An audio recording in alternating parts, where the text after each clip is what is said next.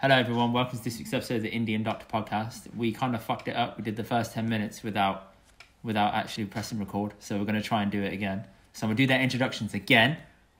Our introductions are for two special guests this week. It's the first time we've ever done a podcast with four people.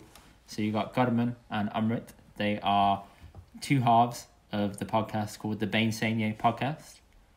So yeah, man, these boys are getting the maximum amount of clout on Instagram and everything. All the analytics, all the listening, all the stats. They classify themselves as two guys with one thick mic. So don't know what that means, but I'm just reading out their bio. I'm reading out the bio. Hey, the guest gives me the bio. I read back out what's said. Okay. No, that's good. You censor. No, I don't censor it. I'm going for it. No, it's true though. It is two guys. Very thick. It is two guys and one. Look, this mic is thick. Ain't it not? It's a 9-inch. Exactly. It's a 9-incher. You know. They also create episodes that are thought provoking and have open discussions on any topic. Just to preface, as you can tell within the first 30 seconds of this, it's a bit of a straight talking podcast. If you get triggered, a wild one. Sorry, it's going to be a wild one. I'm sorry if this is not up your alley. Please leave. Okay. If you do get upset by any of it, please DM Bainsainye podcast on Instagram. Give them your feedback. And give them your feedback. Okay. Yes. Thank you. Disclaimer. Cheers. Can you say again the Bainsainye podcast? Like you have 2 times to do this now. The Bainsainye podcast. That's how you boys say it on yours, man. That's how Godman says it. No, that's how Godman says it. That's how you say it too, Amit. Don't try it. No, I say welcome to the Bainsainye podcast. Godman's but you say it. See, that's normal, man. Yeah. But you sound like you did that. You know, like where's the energy, bro? Like how are you gonna get energy? Where's the energy? What am I supposed to do? Caress your words? Which one do you use the ex-Bhangra dancer? Me was former. Always talk about Nakra. He still is, man. You even call him a Bhangra dancer anyway, bro. He is. We'll talk about Bhangra later on. Yeah, but I swear you don't even consider yourself to be a Bhangra dancer anyway. What do you mean you don't even consider myself to be like Bhangra is a way of life, man. How can you forget that? Bhangra is a way, not samurai. It's a way of life. Hey, it is, man. Life in every background. People take Bhangra like that very serious, isn't it? It's just good fun. Absolutely, like people take it way too seriously. Enjoy it. You know. Says the guy that won 3 competitions. Allow it, man. Yeah, that's fine. Winning is important, but okay, there you go. Winning's important. After you win, then it's not. Then you relax, man. It's all good. When you don't win, it's a different game. We're all fighting for like a plastic trophy. If you think about it, it's all coming out now. It is, to be fair. Yeah, it is. Yeah. And half an arena. I need to say to those people who are listening, this guy's wearing an England top. So even though he's Punjabi and he does all the Bhangra, he's wearing an England top right now. Coming home, you know all those upbringing people that support Italy, France, Portugal, like all you mans out there, you're fake. Go home, right? Actually, like go back to your country because you're fake. Hold on, lads. Hold on. You boys support Indian cricket, don't you? Listen, mate. You boys support Indian cricket, don't you? Don't lie to me. Listen, if you don't support your country, listen, mate. You want chum? You want chum? I'll give it to you. Sure you will. If you don't support your country, you should go back. Amrit, I know you. You support India, don't you, in cricket? Yeah, I do. No, that's different. I'm talking about the footy. I support India. You support India in cricket as well, don't you? Yeah. Exactly. Listen, that's a different. Who's being a hypocrite now? Listen, we're talking about football. India do not have a football team. Yeah, exactly. They do have a football team. I remember watching them at the West Bromwich Albion football ground all those years ago when I was a pot. I remember that clearly. Yeah, they came to Listen, they played Warsaw again as well, man. They lost. There you go. You got to play the system, right? So at the end of the day, footy, it's England, right? It's a no-brainer. You're not going to understand the psyche behind France and Italy and like the language. You just following because they're better teams. But when it's coming home, it's coming home. Like we've done the Dale Jona, it's arrived. The trophy's here, innit? So what's the Dale Jona? Tell us that again. The Dale Jona is the the greetings that we do in Asian culture. Like you pour like mustard oil on either side of your porch or front door, outside the front door, not on the door because you don't want to set it on fire. And then let the people come in. And is that kind of like a just a little bit. All the oils is the stinkiest. It even stains your flipping tiles and stuff outside, man. Honestly, it stays there forever. No, just put a little bit. Nalarani. You can't get a little bit. Little tishk. And have you noticed the tail they use for this thing? It always comes out like the Fanta bottle. Limca bottle. It always looks glass. Like one of those bottles. So you don't have to always mess it that up. like it's always in like a glass bottle. It's nothing like squeezy. It's like a little. So like, there's no label on it or anything. It's not Johnson's. It's definitely not Johnson's, is it? I don't think it's licensed by anyone. Johnson's are for other users anywhere. Yeah. Well, it's KTC, isn't it? KTC or something like that. Could be KTC oil. Yes. KTC oil. Fair play, man. Licensed. Look at that. Even branding on there, man. Who knew that? There you go. But this recording, we are doing it just before the semi-final. But just in case if it doesn't come home, then you're sorry, it innit? is. Then innit? It's going to be bare depressed. It's going to be what's going to be in it. Madeline McCann didn't even come home, so. Bloody hell, man. She didn't come home. We all know that. But she got abducted, bro. There's a difference. Amrit, behave. I have no problem with that. Hey, I've seen all the Madeline McCann jokes on Wikipedia, all of it. I've seen it all. Guys, this is on video. Yeah, your employers are watching. You know, keep it to the culture, innit? I'm just reiterating a tweet that I saw, innit? You're reiterating a tweet you saw. These boys joined Twitter today, FYI, everyone. So please go follow them. Thanks for the shout out. Yeah, and TikTok as well. Podcast. Yeah. And TikTok. We got TikTok. We're just trying to get clout left, right, center, innit? You know what I mean? What is clout, boys? Tell us, old folk, what is clout? You know, clout, right? Clout is something that it's just like hype, innit? If we translate it, it's hype, right? It's hype. Okay. So some people can get hype by like dropping, nunga pics, on the Instagram. So naked pictures on Instagram. Yeah, in their tight bikini pictures. Or their six pack. Yeah, I get it. Yeah, some people could go on like an emotional run and just be like, crying and all of that, and then just get clout. You think people do that for clout? Yeah, bro. People do that. People they do like the subliminal messages. You know what I mean? They do that. People do messed up stuff, which we do, and we get clout. And yeah, bro, we try to do an OnlyFans as well to get clout, but it's just OnlyFans, man. I'm telling you, OnlyFans is the way, man. Yes. But in that thing you just said there, so you're doing it with the intention that just to get clout, or is it really authentically who you are? No, it's not authentically who we are. It's just that we just. Wait, Amrit, hold tight. We are. I mean, what the hell are you on about? Deep down, we're not fake. We're not fake. One day, we actually. No, this is an important question, man. Like, what you bring to the mic, and is it really you? Like, what our podcast? Yeah. My thing is, I'm gonna turn up. This is Jazz Mavi, man. This is real. This isn't like fake bandana. You're both saying two different things. No. So it depends, because like there's one thing where we do skits, right? So our podcast works in different ways, right? So we have one thing which is skits, and then we have one thing where we just actually do have conversations, our raw conversations. The viewpoints on raw is exactly who we are, right? It's like what we say, whatever, right? But when it comes to skits and all of that, we do say some messed up stuff. That's fine, but it's for the purpose of the skit. Yeah, I meant by that, like the skits is quite different. Like many podcasts don't go through doing that, because why you want to do a skit? But for us, like we thought, we want to like have our creative energy and flow where we can actually just like, in podcasting you can't press pause in it and just redo it all again, unless some people do that. For us, the skit allows you don't record and you have to start. You've got to hit record and you've got to edit something out because your phone rings. Like what's probably going to happen. If Indy forgets to press record and we have to restart the whole podcast. That as well. We're only 7 minutes in, so thankfully, this is why I checked it. You did a geography degree. They didn't teach you. Yeah, they don't teach me any of this, man. You did geography. Yeah, you went to uni, colouring some maps. It's a 3-year piss up. Met my future wife. It was great. It's worth it. Wait. Did you do human geography or physical geography? Human geography, bro. Maps. He did maps. He coloured in some maps. See, now if you had half a brain cell, you would know that that's physical geography. But what do I know? Don't worry, he doesn't like it physical. He likes it with humans, so exactly. I thought exactly that. But now that's the main thing. Like, we just, that the skits allow us to just people have a bit of fun. Me and Amrit just do weird stuff. Like he does, like I created a Baba and he did you done bears. I've done Samuel, who's like a. He's like a Samuel. He's like a gay German Indian guy. Like, wait. Bruno, gay version of Bruno. Basically. Gay German Indian. Yeah. Let me hear this accent, man. I'm interested. What do you want me to say? What do you want me to say in him? Getting characters. Say, his name's Samuel, yeah. So I went. Introduce yourself, Samuel. I went shopping today, and I bought some bananas. Okay, all right. Hi guys, my name's Samuel and welcome to my show. I went out today to Tesco to get some bananas with my friend Carmen, and he was just going off to the alcohol section. It's just a fantastic day. So this is the accent that I do in order to create the Samuel character. He's a little bit gay. I can do the laugh, which is a bit gay, but we move. So yeah, guys.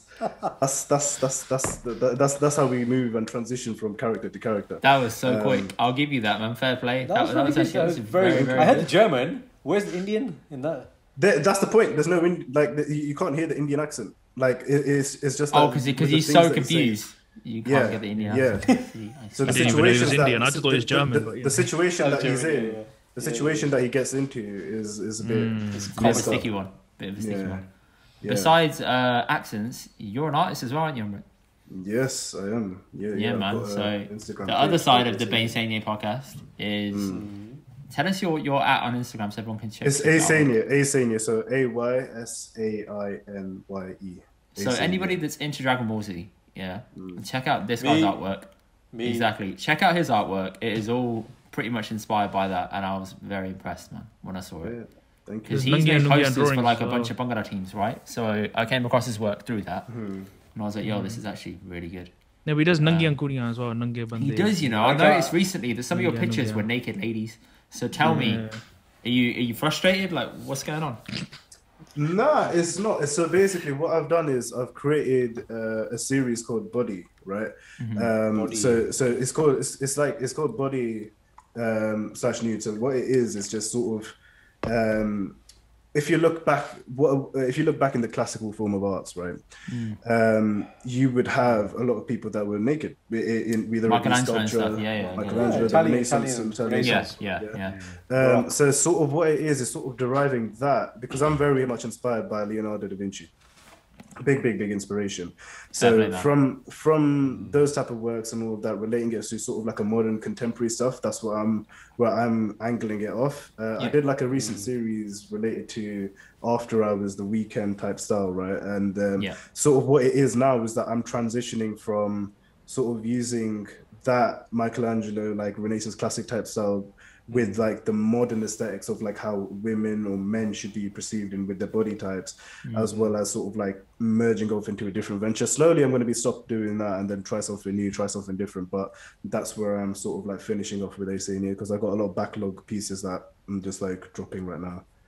Continue dropping, man. Honestly, it's sick. See, when he says it like that, you got Karan saying, "No, it's about Nangia Kuriyan," and then he actually explains it, and it's like really exactly. Deep as well. There's like deep Mona levels to Lisa, it. Madonna on the Rock, like a lot of inspiration. Have you seen the Da Vinci series on Amazon Prime?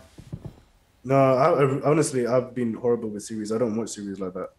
Dude, watch it, man. About Da Vinci, very interesting. Michelangelo's in there as well, and they show the interplay and what it means. They try and get inside, the mind of a genius and how we have a perception of what I think of Da Vinci in terms of the medical side, and I see this, and I'm like, okay, somebody's take on it, but it's different to what I thought he'd be like.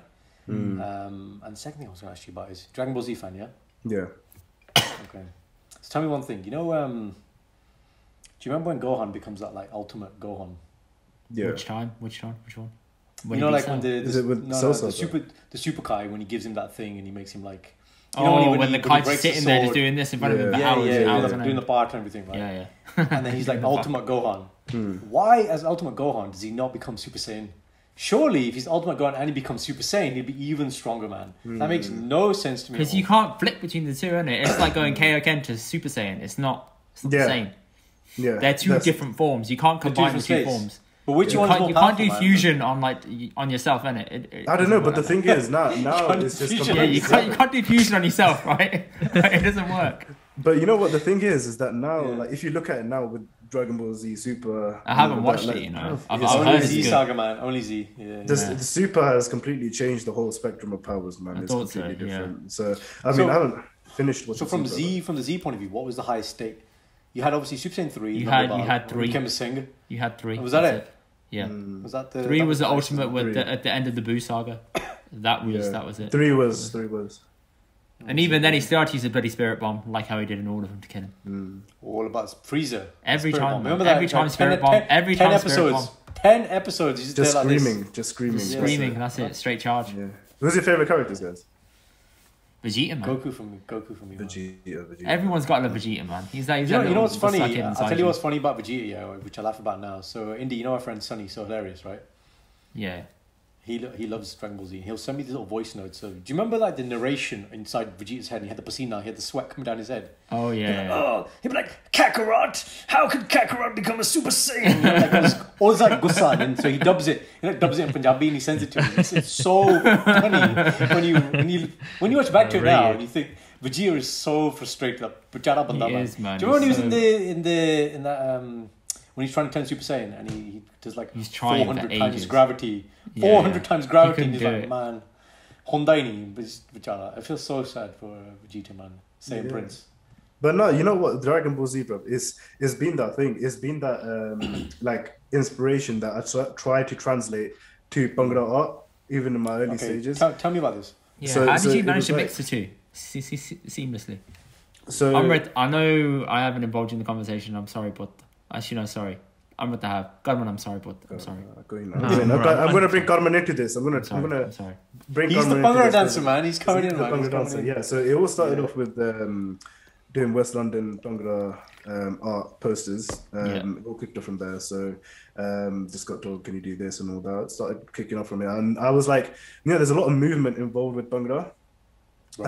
Because it's quite powerful, with the types of like dances that you do and the moves that you guys do as well. So I just thought like slowly sort of like conveying that Bhangra like thing, the Bhangra aesthetics with the Dragon Ball Z stuff, because it's so powerful. And then my own favorite personal Bhangra piece is actually Godman's piece.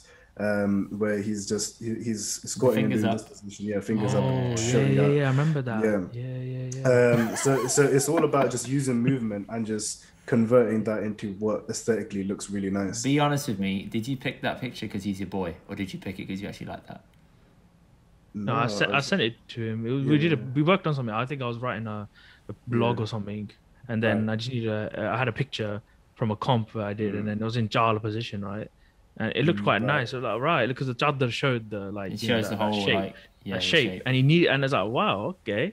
And I sent it off to him, and he just did his magic and made it like quite a naughty one. There's your first one, Amrit. One with Sahib from Kings. Yeah, mad. That was a step. But you know what? Now looking back on it, right? Obviously, it was the first piece that was gassed and all that. But like now, I don't like that piece. Because really? I know I can do so much more better now. Like, you know what I mean? It's just one of them things where... That's the artist curse, man. Like, you're always critically analysing all your previous work. Yeah, 100%, man. And yeah, so it got to that stage where like, with Bhangra art, that I just stopped doing it completely. Because I just didn't quite enjoy doing it. And I just felt like I took it to where it can go. I don't think it can go further. Probably in a couple of years down the line, I might come back and revisit it and do something different. But can I commission a piece?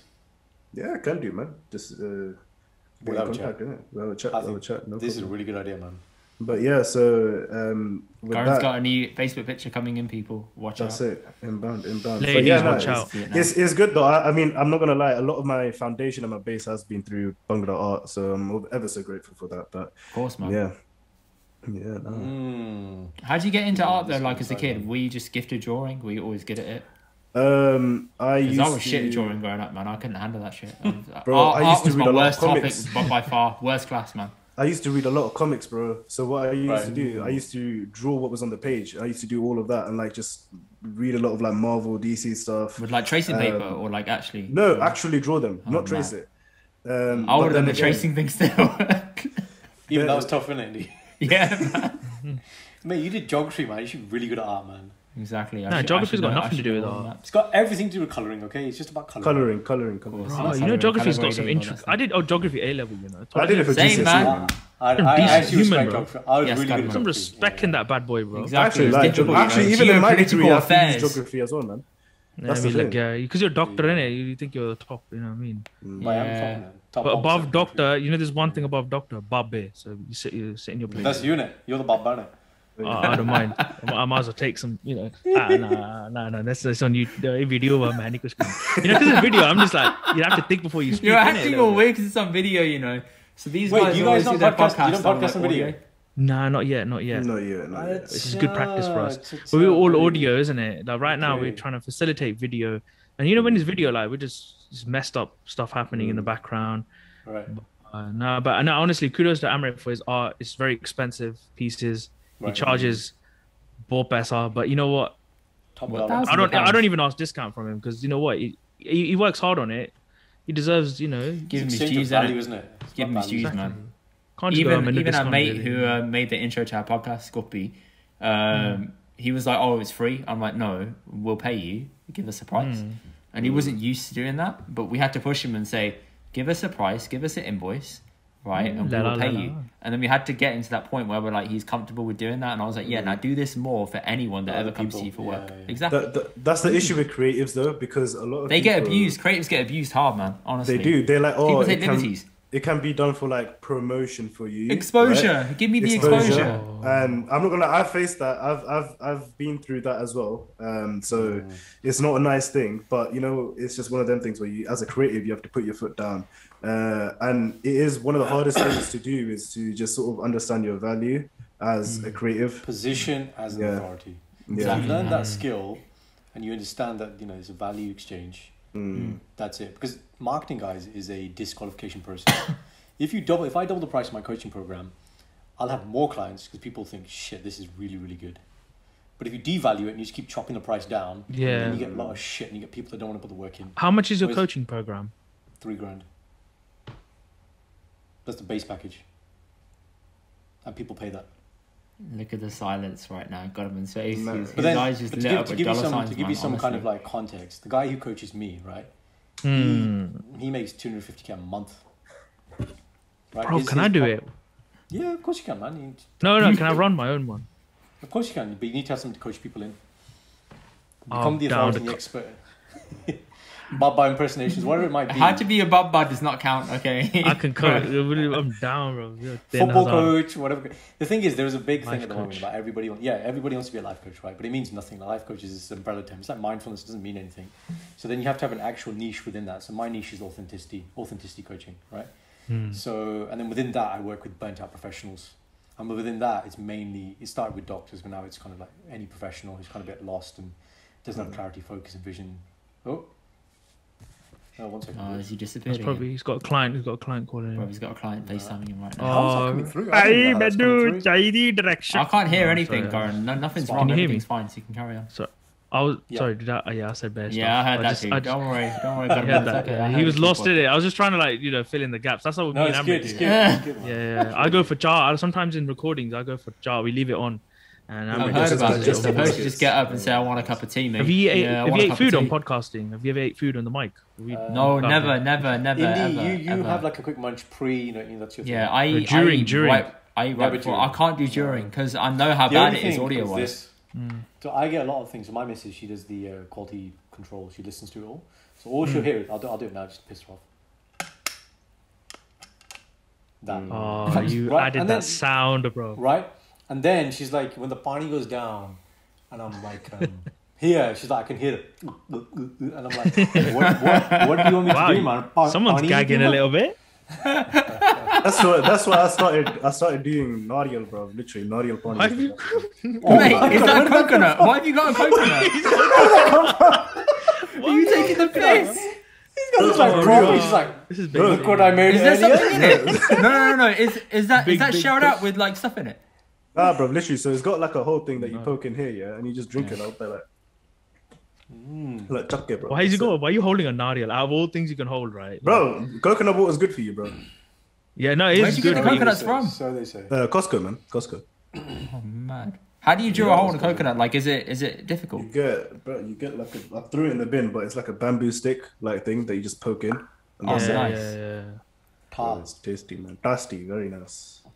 But lads, like, why don't we just like talk about one major thing, podcasting, like, all day, like, a little bit about like, what sort of stress do you guys have in podcasting? What's your like finding guests? Finding guests. Yeah, man. Finding quality guests. Yeah, quality guests, man. Because you can get any guest. Amrit, with quality. Amrit, with quality. Exactly. The C quality assurance pass. Well done. You guys are interesting because Indy was saying we had a little team meeting before, and it's like, okay, we're pretty young, but you guys are younger than us, so it's like it's interesting for me to see the generation below. How do you think you start a podcast? Why do you start a podcast? What's your intention? What are you trying to do with it? So that's why your quality. You have a different perspective on what it is to podcast and where you are in your stage of life, what experience you've had. Told you. Whereas man, like I'm married now, and it's like you're married. Like, yeah. So I'm married, and it's like when you're having kids, Indy's getting married. So he's got a different thing. Whereas for you guys, you know, if you're still in uni and stuff, it's a different. Well, Amrit's in uni. I'm out of uni. I'm 25, and big man. You're still young, man. Yeah, still young. Playing for England. All right. Now, but like me and Amrit, our story of starting a podcast was very random. Like we just, you know, during COVID, you know, we had video calls, very long, and we just started having interesting conversations. And then one time, Amrit. You guys are boys anyway, long time or? Yeah, a long time. We met in Gurdwara summer camp, and I looked him in the eye. He looked at me in the eye. But we were volunteers, and he was in secondary school. I was in like sixth form. I don't know where I was at. And we just looking at each other, and you know, connection ho gaye dil. And just had good times, man. Okay. Yeah, and then from there on, we just built, you know. But the podcasting got us way more closer because you know, got to work every day. You know, you're messaging each other. You probably guys do that a lot more now, and like. Yeah, and Amrit just like said randomly, "Oh, why don't we just start a podcast?" I didn't even know what. I didn't even listen to podcasts. Indy Amrit is you. And literally, on our first day of recording session was the worst recording session we ever had. The first time we ever, because I'm go to his house. He's got an extension at the back, so we can do whatever we want. There's no noise pange. We had two microphones. The same microphone. Didn't understand how to. If you have one laptop. It doesn't work because you only one. It registers one audio source. There you go. So the first time we tried Amrit's laptop, his laptop he spilled water on his speaker, and then the laptop. The modern laptops, what they do, it's probably coconut water. They just shut down completely. No, it doesn't shut down. It vibrates. It makes this loud, like drilling sound because it's trying to. The speakers are spitting the water out. And he's got a video of it, and you put it in the washing machine, right, to get rid of the sound. Yeah. I had to put it in the washing machine, put two pillows in, put my laptop in, put another two pillows in, and then locked the bloody washing machine. That's it. We spent 2 hours just figuring that out. Yeah, there's 2 hours just to set up. Little we didn't know we could just done Zoom, and but that is vibes we made together. And then we just did one mic. And this is where the ideas of two guys. One. Wait, hang on. What happened to the laptop? So the laptop's fine. I'm using this laptop now. Like it's fine. So hang on. Like, you fixed it by putting it in the not in the microwave. It just spat all the water out. So what it was doing, in the microwave. They have this like system of like just taking the Barney out through the speakers. Like they just do this like anti-bloody Barney thing, innit? Yeah. So just left it in there. The only problem was noise because you know it was just so bloody loud. But yeah, no, we got that sorted and everything was calm. So that's why we started doing two guys, one thick mic. Literally, we did 5 episodes, just literally with one mic and just going, "Hello, how are you?" Like, "Oh, good body." That's it. That's the season for the 6 episodes. We did it all in like almost just one session, and we just were 2 chairs. I mean, both of our backs were arched, probably in pain, knee to knee. So much pain. You can't say that. Backs were backs were very, very arched, and I had like you guys are sitting on stools. Guys. Yeah. This is nothing, man. You think that's bad, man? Indy came to my house with this bloody massage gun, right? Took his kapre off. My dad comes home on a Friday night. After he had a drink, right? He's lying nanga on the floor saying, "Drill me in the back, man." I'm like, "Listen, you put your clothes on, mate, because I cannot explain this to my dad, man." I had no shut up. I was like, "Yo." Do you know what I mean? Like, he's just there. I have bad back pain in it, yeah. And my dad has his massage gun I got from my Father's Day. So I was like, "Yo, let me just borrow this one time. I need someone to actually just do it. That will actually listen to what I tell them to do." So I took it to Karan's and I was like, "Yo, can you sort me out?" He was like, yeah, fine. He said, "But if my dad comes, I'm stopping straight away." I said, "All right, fine." He did it for like literally barely 1 minute. I said, "Okay, Dad's back now." And he ran. Why are you nanga for, man? At least the shorts up Alande, bro. It was where was it? I was topless. I wasn't completely naked. I was topless. I know. But you're very comfortable taking your kapre. That was the thing. Of course I was. And then it's there and just like you're getting married, innit? You're getting married. Don't worry. But if you got a back problem, man, geez, your wedding night. Boys, the wedding night. Apna Punjabi wedding night kuch nahi hunda, okay? You have had 10 functions. Right? You are knackered. There are like 2,000 hairpins in your wife's hair. Yeah, you boys are wild. If you think anything's happening on your wedding night, you boys are deluded. Honestly. Listen, that's the consummation of marriage. In our culture, it's meant to be. It's got a Punjabi name. It's got a Hindi name for it. You get the mustard. Listen, bro. You boys have so much to learn. You have to do Kamehameha, and then you do the fusion dance, and then anything you do spirit bomb. Bainsainye, everything works. Don't worry. We make it happen. That's what we did. 2 mics, one mic. Remember this time, yeah, when these two were married, right? Let's do a podcast after. We'll do a podcast after that, lads. Did you consummate the marriage? And then you can't say that out there, bro. Video like, there. we're gonna get shit. Okay. Oh, right. Okay. I see. Okay. This is too much. It's too much. You started it. I finished it, right? Limit होती हर चीज का. See, Indy, they thought they were bad. We're the old. They thought they were bad, but now you come with the elders. Next 5 years. Next 5 years. You got a receding hairline.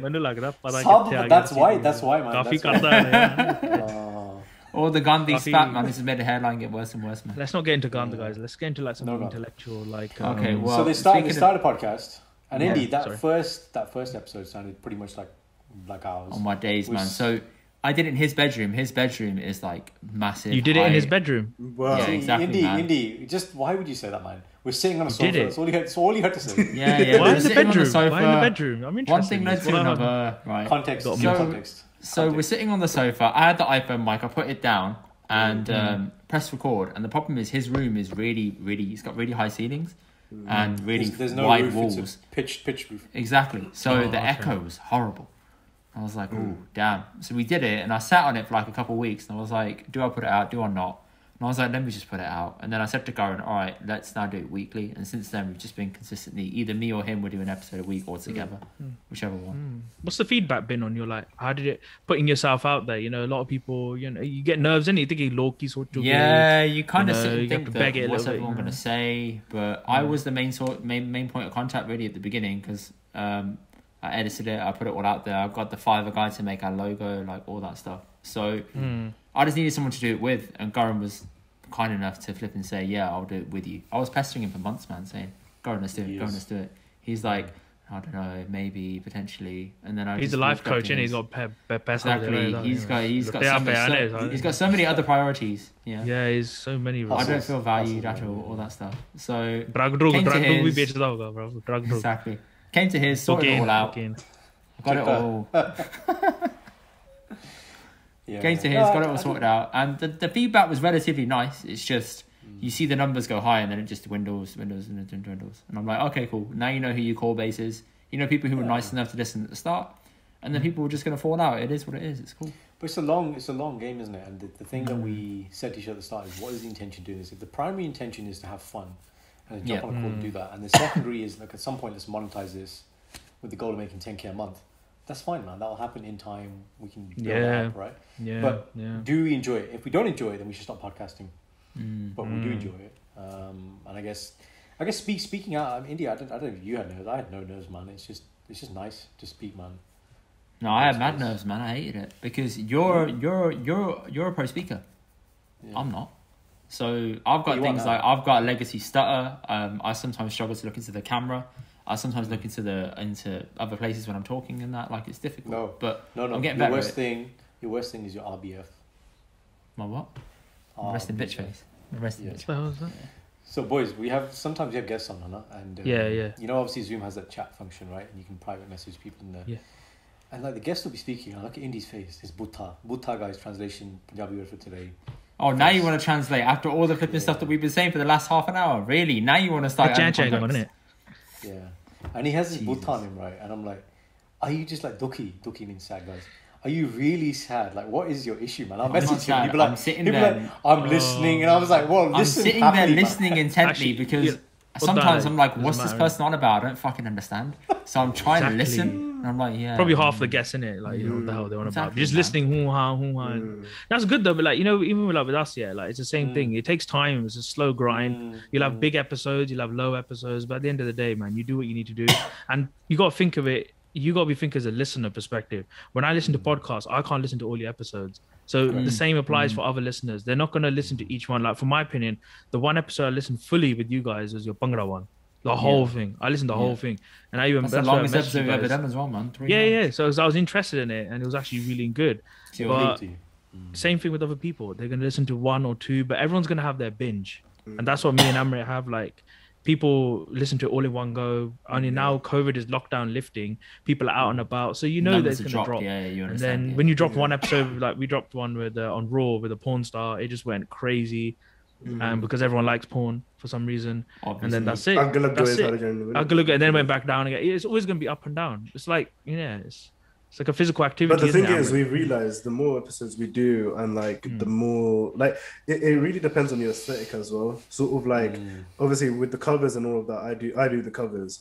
And when it comes to editing, like majority Godman's taking over it, and like he's doing a phenomenal job. So it's just like some things is like, you know, visually, aesthetically, right, about clicking.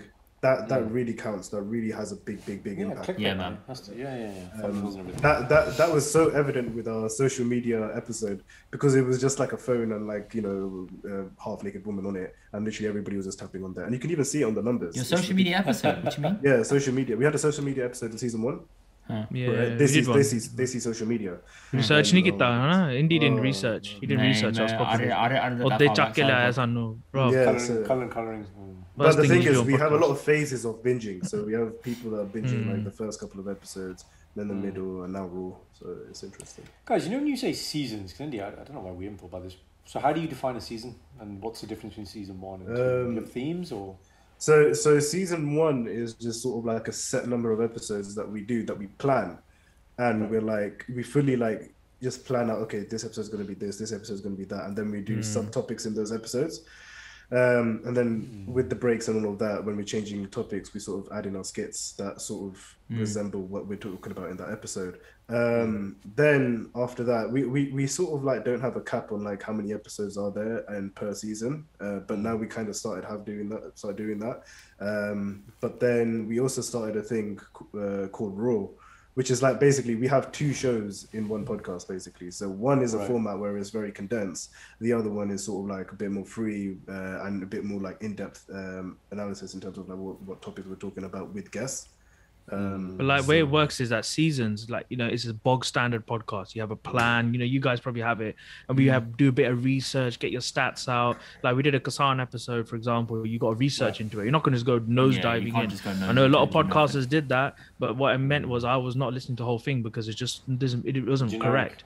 So we did that, and like that's an example of a season episode. But Raw, on the other hand, is no planning, no nothing. Whatever said on there, it's just having more. It's more open ended with Raw. It can go for like, you know, 2-hour episode. It's a bit more longer, but the season ones are a little bit shorter because we've got to have a flow. It moves.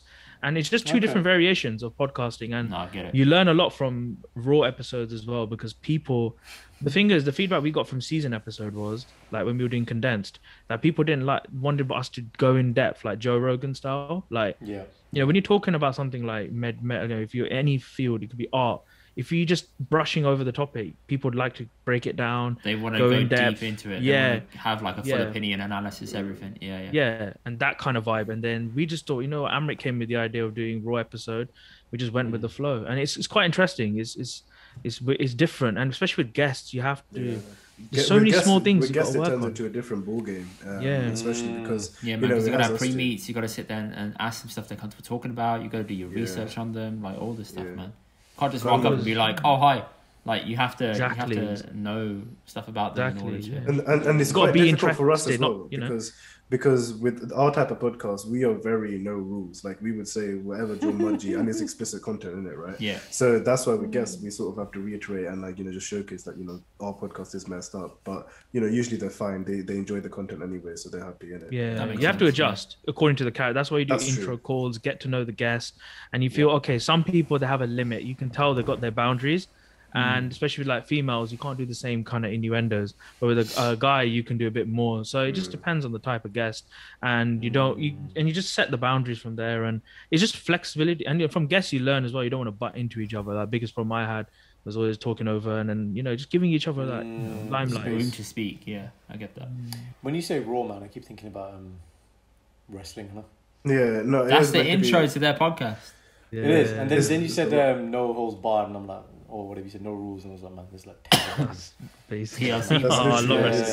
I keep thinking about that now. I was like, let's go.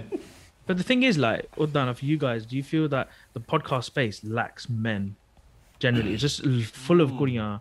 I'm not gonna lie, it's good, but it's just the Punjabi one is full of girls, which is fine, but there's not many guys doing it. And there are some guys who are starting out now recently. I've noticed like a big uptake in a few of them. Yeah. But they're only just getting their feet wet. But that's it really. I haven't noticed anything more beyond that. But I think that's an interesting question. I think from my point of view, everybody I listen to is a man. So Joe Rogan, Tim Ferriss. Why? I don't know. It's just the things I'm interested in. You don't like females? love females. But who doesn't? Sexist. I ain't gonna lie. If I be honest, right, I'm gonna put my hands up. Oh, I'm ready. No, he's gonna. Oh shit, he's gonna say something. Coconuts. Come on. Go on. Take a sip of that coconut. Hold the coconut and say it at the same time. Say it as you say it. I'm not gonna lie. I swear allegiance. I swear on the holy Baba coconut, right? Yeah, go on. But I only listen to male podcasters, right? And if I do listen to female podcasts, I ain't gonna lie, I turn it off. Like within the first 5 minutes. Why is that? As in, sorry, just before we get into the why, you're intentionally not listening to, or you just happen to? I try. I willingly do try, but I just happen. No. What I mean is the blokes you listen to, you're not listening to them because they're men. You just like what they're saying. We're gonna lose downloads, man. So give me like Joe Rogan. You listen to Joe Rogan? Yeah. So you like Joe Rogan. You don't listen to Joe Rogan because he's a man. You just like Joe Rogan. Yeah. That too. But then I also like some of the guests that he has on board. Like some people might have like certain guests. You know what I mean? So when there's like females that have certain guests on. Tread very carefully. Garen's giving you an out there, yeah. But you can just choose to not take it and keep running in it. So it's up to you right now. No, I ain't gonna lie. No. I'm being honest. Look, I'm not gonna hide myself or anything, right? I'm gonna be honest, right? If I do listen to female podcasts, right? I openly do. I willingly do try it. But some of the majority of the female podcasts that I do listen to, I turn it off because I just can't resonate with it. It's not clicking with me. You know what I mean? You know what? Is it the same shit basically? Is that what you're saying? Is. That's what it is. I will say the same thing. I'll say the same thing. I only listen to guy podcasts, and 9 times out of 10, the podcasts I listen to are for entertainment value. So Garen's approach on podcasts is very different to mine. So his is he wants educational factor. I want entertainment. I want something to make me laugh. I want to hear from comedians. I want to hear their take on like current event stuff. That's my take on podcasts.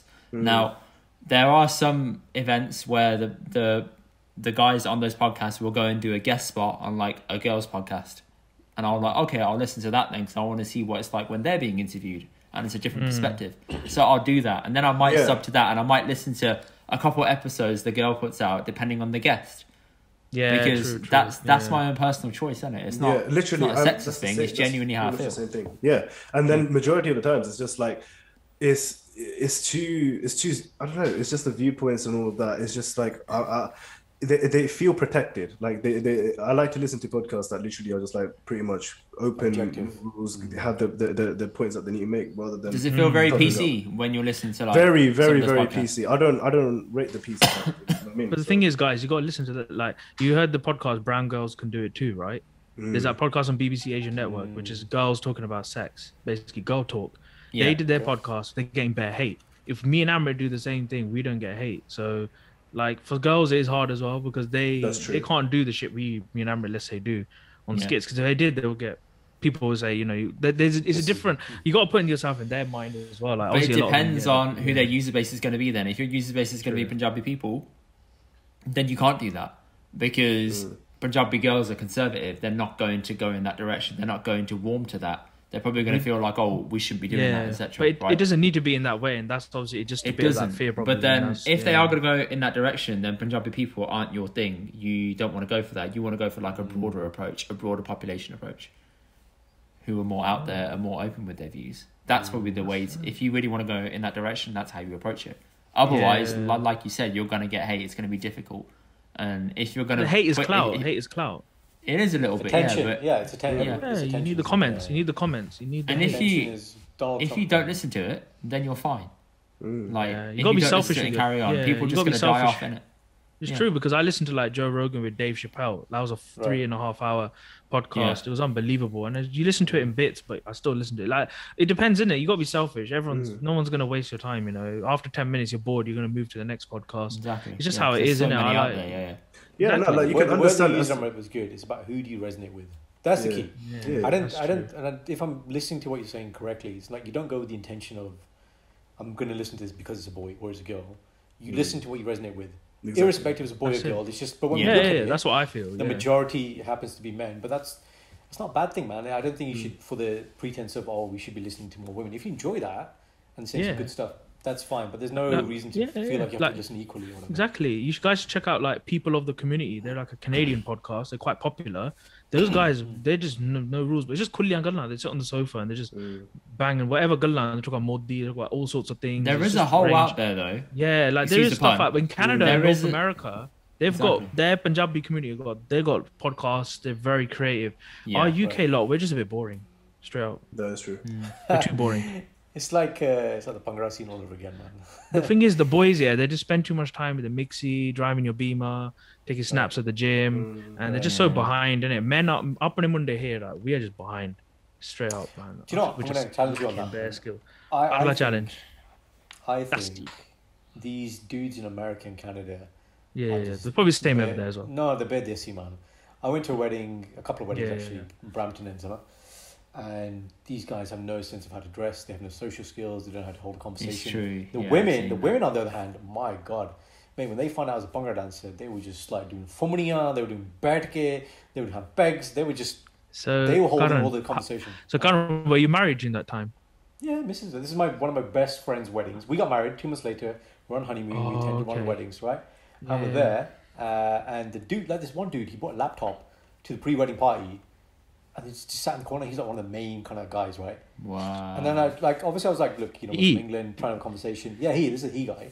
And I was like, these guys have no social skills. So I'm going to say guys in UK are like, because we're third, fourth, whatever generation Punjabi, compared to these Moghale who's sitting there in Canada, they're just weird, man. The thing is, I get what you mean, but you're basing off one guy on a laptop. No. Multiple guys. No. He's saying multiple people like that. That's just one example. We got etiquette. Yeah, we got etiquette. I get you that. I'm just saying. Okay, but I'll rephrase the country. From a podcast point of view, Bande in general, innit? But like, so Karan, so when you were like in Canada, were the girls all over you? Because it seems like you're doing the fumniya and the bertkala. Why would they want to dance with you? Like, are you doing jumper together? So there was a. I know where you're going with this. It's a good. I work in family law, yeah. You gotta remember that. Do you? Oh, same as my sister, man. She does family law as well. Let me know if you need. No, I got my sister on there.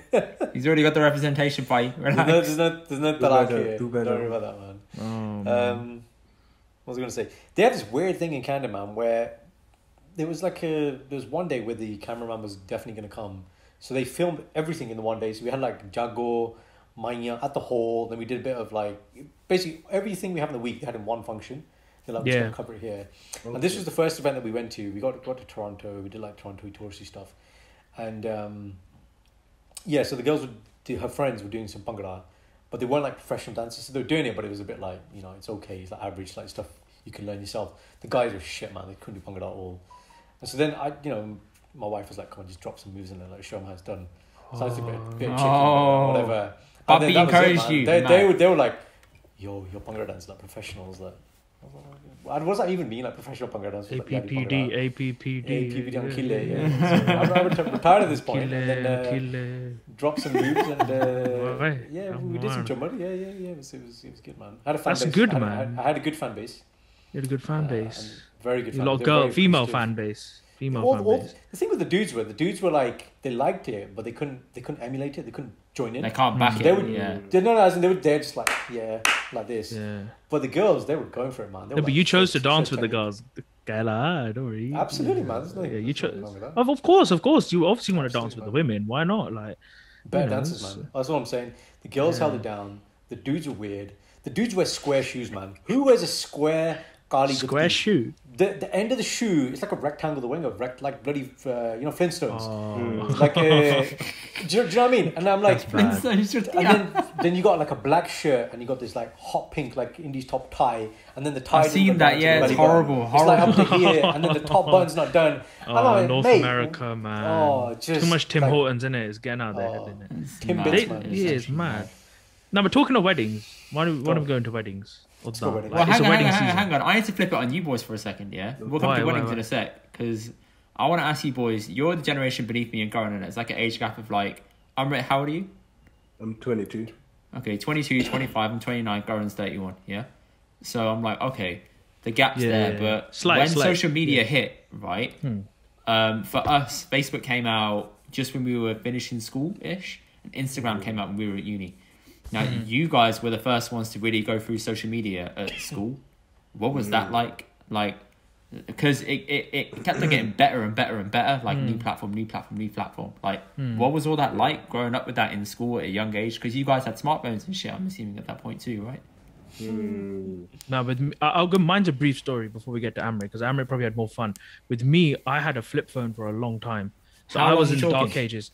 I'm talking up to year 10. Okay, year 10. Year 9, what year 10. about year 11, 12, and 13? Yeah, although I had a HTC in it, but I wasn't using it. Yeah, but you still got Instagram and that on there. Shut up. Galton. Relax, innit? Relax. Listen, Indy. Listen. Bro, 2008, I was using Facebook in about probably 2 years after it started or something. Like, it was quite, and I was using only Maraja from the computer. Like, it wasn't all the time. So I was actually more into social media at sixth form. So it was very late. I was a late bloomer in my generation, because people were pushing me, oh, you haven't got Facebook, why haven't you got it? You know, and it's just progressed on from there. Like Insta, I didn't have Insta for quite a while, bro. Like, I'm talking of, like, I didn't bother. I wasn't much social media savvy. So for me, I was a bit prana, late bloomer. But now, like, you know, charge is everywhere, innit? So yeah. But I'm over to you, because social media is your yeah. In this case, you got the gap of 4 years. So yeah, go on.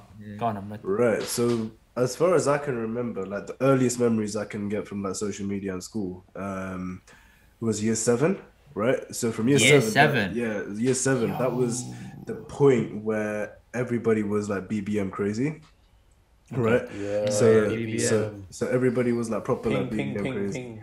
Literally. So obviously, like, BBMs in year 7, you know, mad. Hold tight. Listen to this story, right? Yeah, everybody, all my friends circle, they had BBMs and all of that, right? They were all calm, right? And they were like, Amrit, why didn't you have, like, a BlackBerry and all of that, get BBM from there, right? Then I go up to my mum and I'm like, Mum, look, basically, like, you know, BBM chain that. Like, what? And my mum was like, and all of that, right?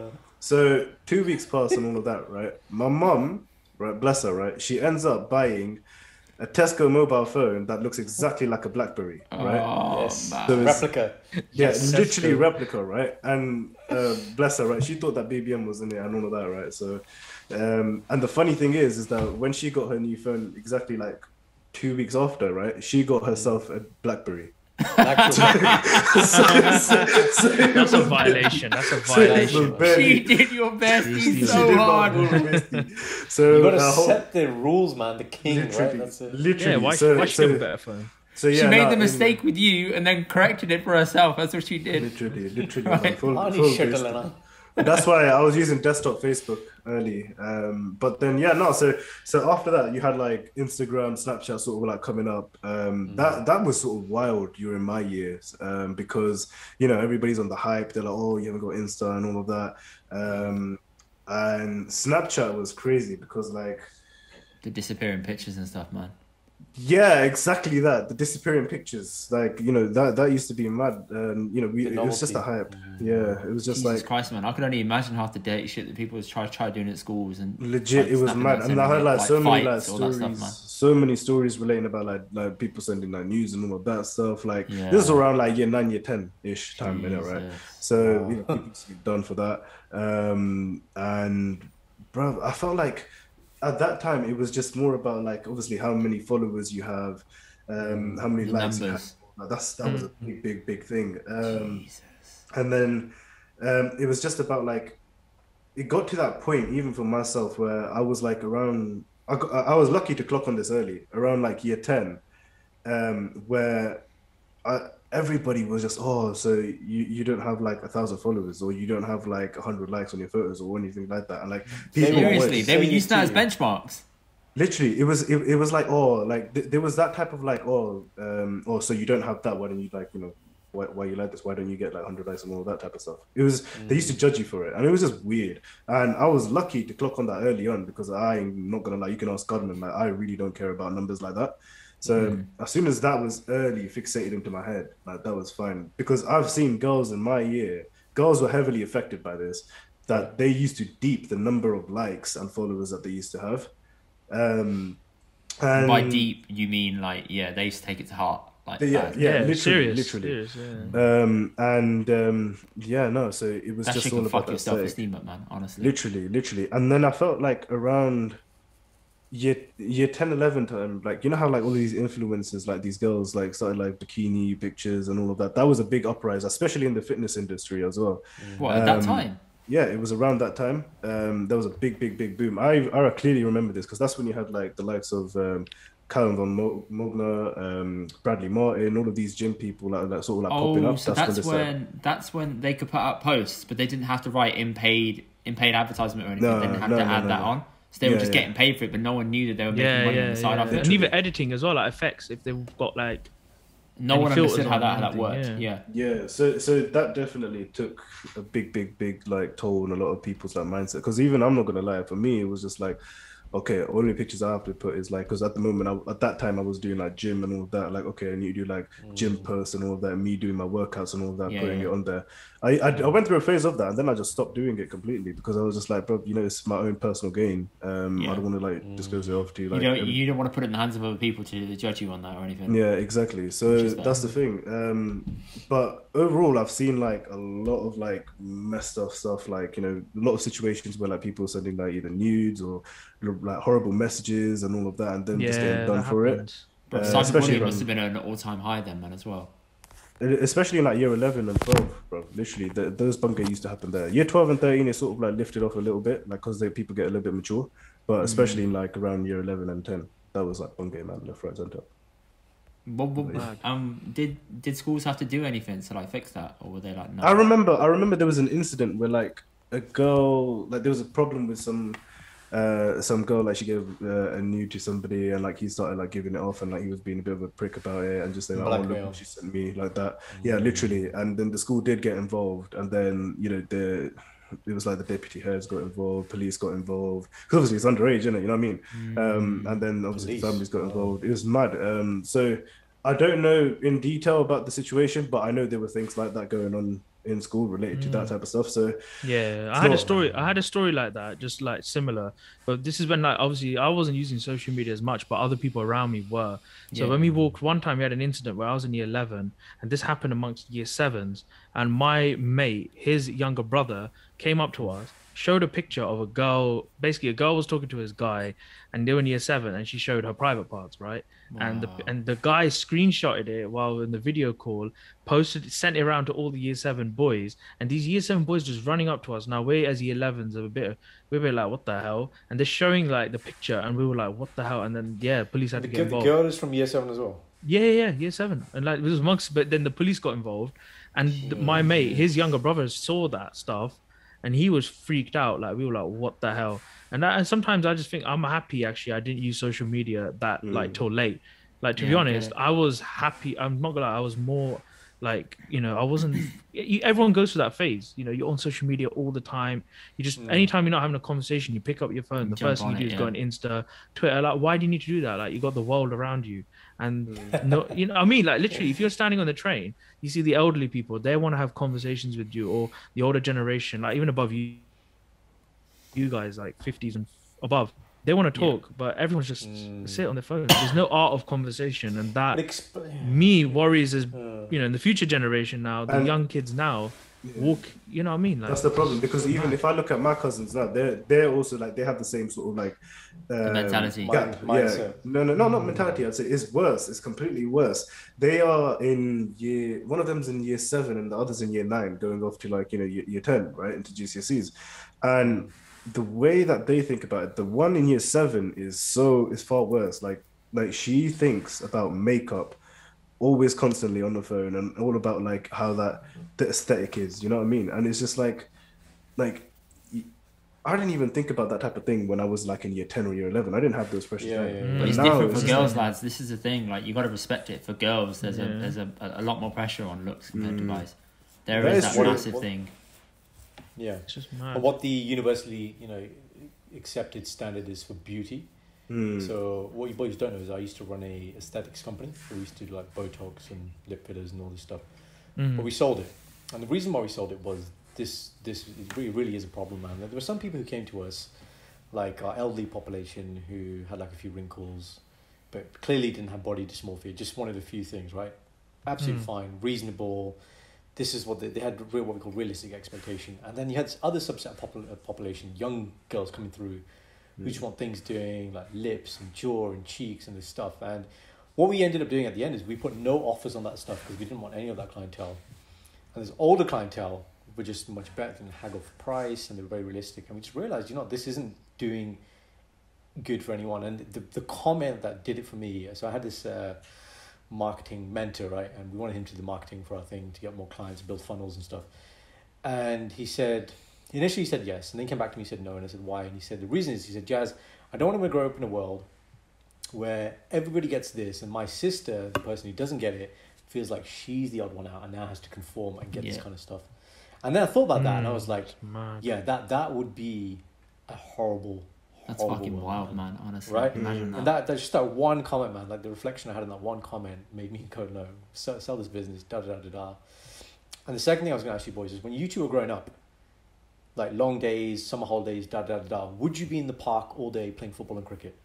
100%. 100%, bro. Where has that gone? Where has that gone, man? I remember the days, I remember the days, man. The only time I'd come home here is if my jura came unloose. I was like, Mom, do my jura, or I need some more rugby. That's the only reason why I'd go back home. And like now, and like, how good was that, man? Like hours and hours. I'd play a lot of cricket. Yeah. There was only two of us. There was a single across the road. Yeah. And we'd play in the park. We had like a tree, right? And then behind, you edged it, it was out on the wall. And we had like boundaries or whatever. And I used to treat it like a test match, man. I was like, I'm going to bat all day. He's not going to get me out. And now, like, I just don't get it, man. I just don't. That's the thing. It's changed, isn't it? Like, I'd answer that with like the development of technology and the ease and access for like because tech have made it more and more addictive. That's why they've made it more like. Have you seen the program Social Dilemma? If you watch Social Dilemma, you'll figure it out. I saw that and I figured it out straight away, and I was like, it's true. It's made it more and more addictive. The thing that Mom does in there is really good. And we play this game. So when we have big family events, so my wife turned 30 on Sunday, yesterday, right? And Saturday we went to a restaurant at Five Rivers.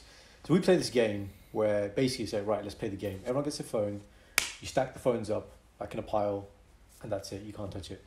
That has to be done, man. And like you said, the art of conversation is just that. And the problem with the art of conversation is now that people have these bullshit, superficial conversations. It's like, I'll give you one free thing that I teach in my coaching anyway.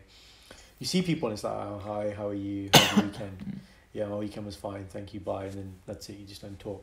But if you switch that question to, what was the best thing about your weekend? Bang, you got a conversation. Yeah. You can really get into it. It's the quality of the question. Can I just answer that though?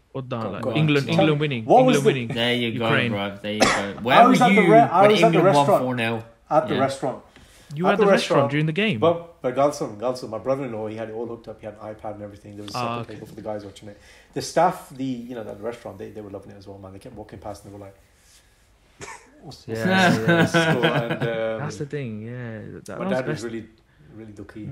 It's actually interesting. I rate that. Go on. I remember you mentioning that on another episode, the part about what it was the best thing in your weekend, because it's an open question. It's not closed. The answer has to be, it makes you think, makes you talk. Therefore, you have a convo. You ask why, isn't it? Like somebody says something to you about, like, a lot of my coaching is, but why? Why do you feel like that? Okay, but why? But why? There is always something, but do you want to go there is the question, right? But once you get to that point, there's nothing more fulfilling, man. Like part of my mission statement is to have meaningful conversations every day. People ask me what's success, and I say, well, part of my daily success is if I have one meaningful conversation in the day, I judge that day successful. This is meaningful conversation, right? But people, it's just because it's not sexy enough, right? It's not like gratifying enough. Yeah. Like, oh no, it's just not enough. I'm like, for me, like, let's say, aside from social media, when I was growing up, I think the biggest thing was playing online gaming with your friends. So which like, Modern Warfare 2, because you're doing something. But that was the one thing. But even then, my parents, they had a limit. And I thank them for that. A lot of my mates had like TVs in their own rooms at a young age. I went to a Gordon school, man. I wanted that as well. They always roll with that. With me, I had a limit. Like up to 5 o'clock from school, after school hour, limit, bus, ban the gun, PlayStation, right? And that I actually thank. And I'm thinking, me as a parent now, if I was going to be in the future, when you have a kid, you're not going to let them have a phone. You got to do the same thing. Let them get social media for a while, because you can't have it at a young age. It's very, very. First of all, they're young. They need to gain those skills, going out, playing sport, or doing something active. The issue is, then slowly phase it in. But it's hard because of social media pressure But society. we're taking that approach. It's pressure, right? So if you're the kid in school that hasn't got a phone, you get teased. You get bullied. No, get a phone, but yeah, like it's yeah, just but how can you get a phone? How do you get a phone? 32 How do you get a Nokia. phone, but then not jump on it? Let's go mobile. Get the BBM, man. Get Look, the BBM. people were man. jumping on me, yeah, get Facebook. I took my time and I got Facebook. It was just only at home, Maharaja with a laptop. Because of Desi parents, they don't, a Facebook teacher. But now it's on their phone, it just gets a bit too addictive. And even we're addicted to it. Like, if you think how many times a day, how many hours you spend on Instagram. Like, even with podcasting now, you have to use Instagram a bit more, posting on social media. In order to talk to people. But like we have to, like, I think Amrit taught me this as well. Have like a kind of phase where you just sort of don't touch social. You can't do too much social media. Like, Clubhouse was an example for podcasting. People were hooked on that so much. Hours, man. Hours. Yeah, me and Amrit tried it once. I remember that, Amrit. One night we just sat there and just like, what are we doing? It's like 11:30. I was genuinely getting anxiety over this. I was just like, because for me, I like 5 minutes. Literally, I like to just chill, man. Just keep it like, just do normal shit, not on technology and all that, because it just gets too much, man. Really how do you tell your cousin to not get hooked on those numbers and that, considering how young they are? Like, you managed to... Year 7, what's the advice? So you managed to, like, snap out of that. So the year 7 one, I said, like, listen, look, this is where I had the idea to talk about the perception of beauty with Godman and makeup in our podcast Raw. In our Raw episodes. So that's where it came up. But I told her, I said, like, you don't need to be so harsh on yourself. Like, I was like, everybody's just going to be putting so much pressures on society, on Instagram, things are so crazy. Like, things are not really how they're meant to be. Like, because you have your models that do like editing and all of that stuff. And then literally what it was in from one out the other. She just didn't care because, she's young. She doesn't, she can't be asked for that. And I can understand that. But my cousin who's in year 9, she's a bit mature. She understood where I was coming from and all of that. And I was like, look, you've got to be sensible in terms of like your social media, like, the way that you present yourself. That's also one thing as well. And she has a head on her. She knows about it. So it is kind of tough and kind of frustrating when you're having a conversation and it just goes in from one ear and out the other. But you just gotta understand it. You've got to understand it. There are some things in life which, your parents will probably say to you guys, man, take it from me, trust me, I've been there. And it's fine. Some things like, okay, don't jump off a bridge and you're going to die in it. You might think, oh, that's sensible. There are other things you just have to experience, man. And when you have life experience, that's the thing with the experience. It's just instant feedback. And once you get negative instant feedback, the best teacher, man, then you realize, okay, I don't need to do this, man. But it's difficult when you see it. And that's when now, like, okay, you have to let kids go through that pain, I guess. But then there is a level in it where it's like, how much can I let my kids suffer in this way all the time in the pursuit of something that they're never going to achieve? Think about it's like, how do you get a hold of them? Just fucking shake him and say hatcha. Yeah. Literally, what it is like they're like a kura with like the bloody just one direction. They can't see anywhere. Tunnel vision. It's slowly progressed. Like, we were the generation where it started and it progressed, and now kids, when they're born, this is their life. So for me, when we were kids, when I was a kid, it wasn't around, but we grew up watching, just TV, but not recording. Cartoon TV. Network, man. Those are the days. Subscription. Menga, bro. It's still Menga. Boomerang, then Boomerang. But one thing that I would say is that with this whole social media thing, right? Like, I think I want to hear your guys' opinion on this as well, because I find it interesting how, during our time, like when we grew up, right, I'd say my generation was sort of the last generation of like going out and actually having like playing cricket or football, in the park. That's what I would class it as. But like at that time, we used to experience things and just be like, chalo, tiga, like let's go with the flow and like, just not be too sensitive. But now, because people are like, using a lot of social media and like their attention's on social media and like they want to get something popping, a lot of people have become sort of like sensitive in order for things to pop off and like, to get attention, to get, let's say, clout, for example, right? What's your opinion on that? Like, like the difference between that, like even nowadays, we also, so sometimes we fall into that trap where like, or so like we're more interested in that. So what's your question exactly? Reframe the question. So it's sort of like, what do you guys feel about like how social media has influenced a generation to become so sensitive? Like, About what the... Okay. About general things. About basically like, woke nature and... I can jump in first, Karan, if you want to think on it. Yeah. Echo chambers. That's pretty much it. Echo chambers. So naturally, if you keep liking something, or if you keep on jumping on something, and you keep following certain accounts, you're going to see more and more of that because it wants to keep you on the platform, right? So you're going to stay on there for as long as possible, and then you're going to be trapped in it. Like TikTok. You boys have seen how fucking mad TikTok is. People spend more time on TikTok now than on Instagram because it's so quick. Mentally, you're thinking it's only 30 seconds, but you reel through like 40, 50, 60 videos without realizing it, and your time goes like that. Exactly. It keeps going, right? So with that, that's why people are so on it to do the next big thing. When it comes to PC culture, the world is so... It goes back to the echo chamber, right? If you keep seeing all your friends doing this one thing, you're going to want to keep doing the same thing as them to comply with society and fit in with everyone. If you don't do that, you're ostracized. And if you're ostracized, you don't have friends, you don't have anyone to talk to. You're not going to have a good time in school. Like, all these things is going to make it more and more difficult. Now, the only way to break out of that is to have upfront and honest conversations with people that are willing to have those conversations. Now, whisper it quietly, but then find those people who are close enough to you who can have that conversation with you. Sangat. Yeah, genuinely, it is Sangat, right? Because if you can't find that, you're going to be fucked. Because inside, you're going to want to be saying something, but on the outside, you can't say it. That's why comedians are so successful nowadays. Because comedians push the line so far, and they can see you laughing, but you, in your mind, think, I'm a liberal person, I shouldn't be laughing at this. But it's fucking hilarious, so I laugh at it. That's why I like listening to comedic podcasts, because they push the line, they show me where it is, they make me think, wait, why am I thinking about things in that way? Really, it's this on paper, but I'm thinking about it in a very like, oh, that's not nice. But really, it's like, no, fuck them, it's not nice because look at what they've done. And I was like, oh, okay, I never interpreted it in that way.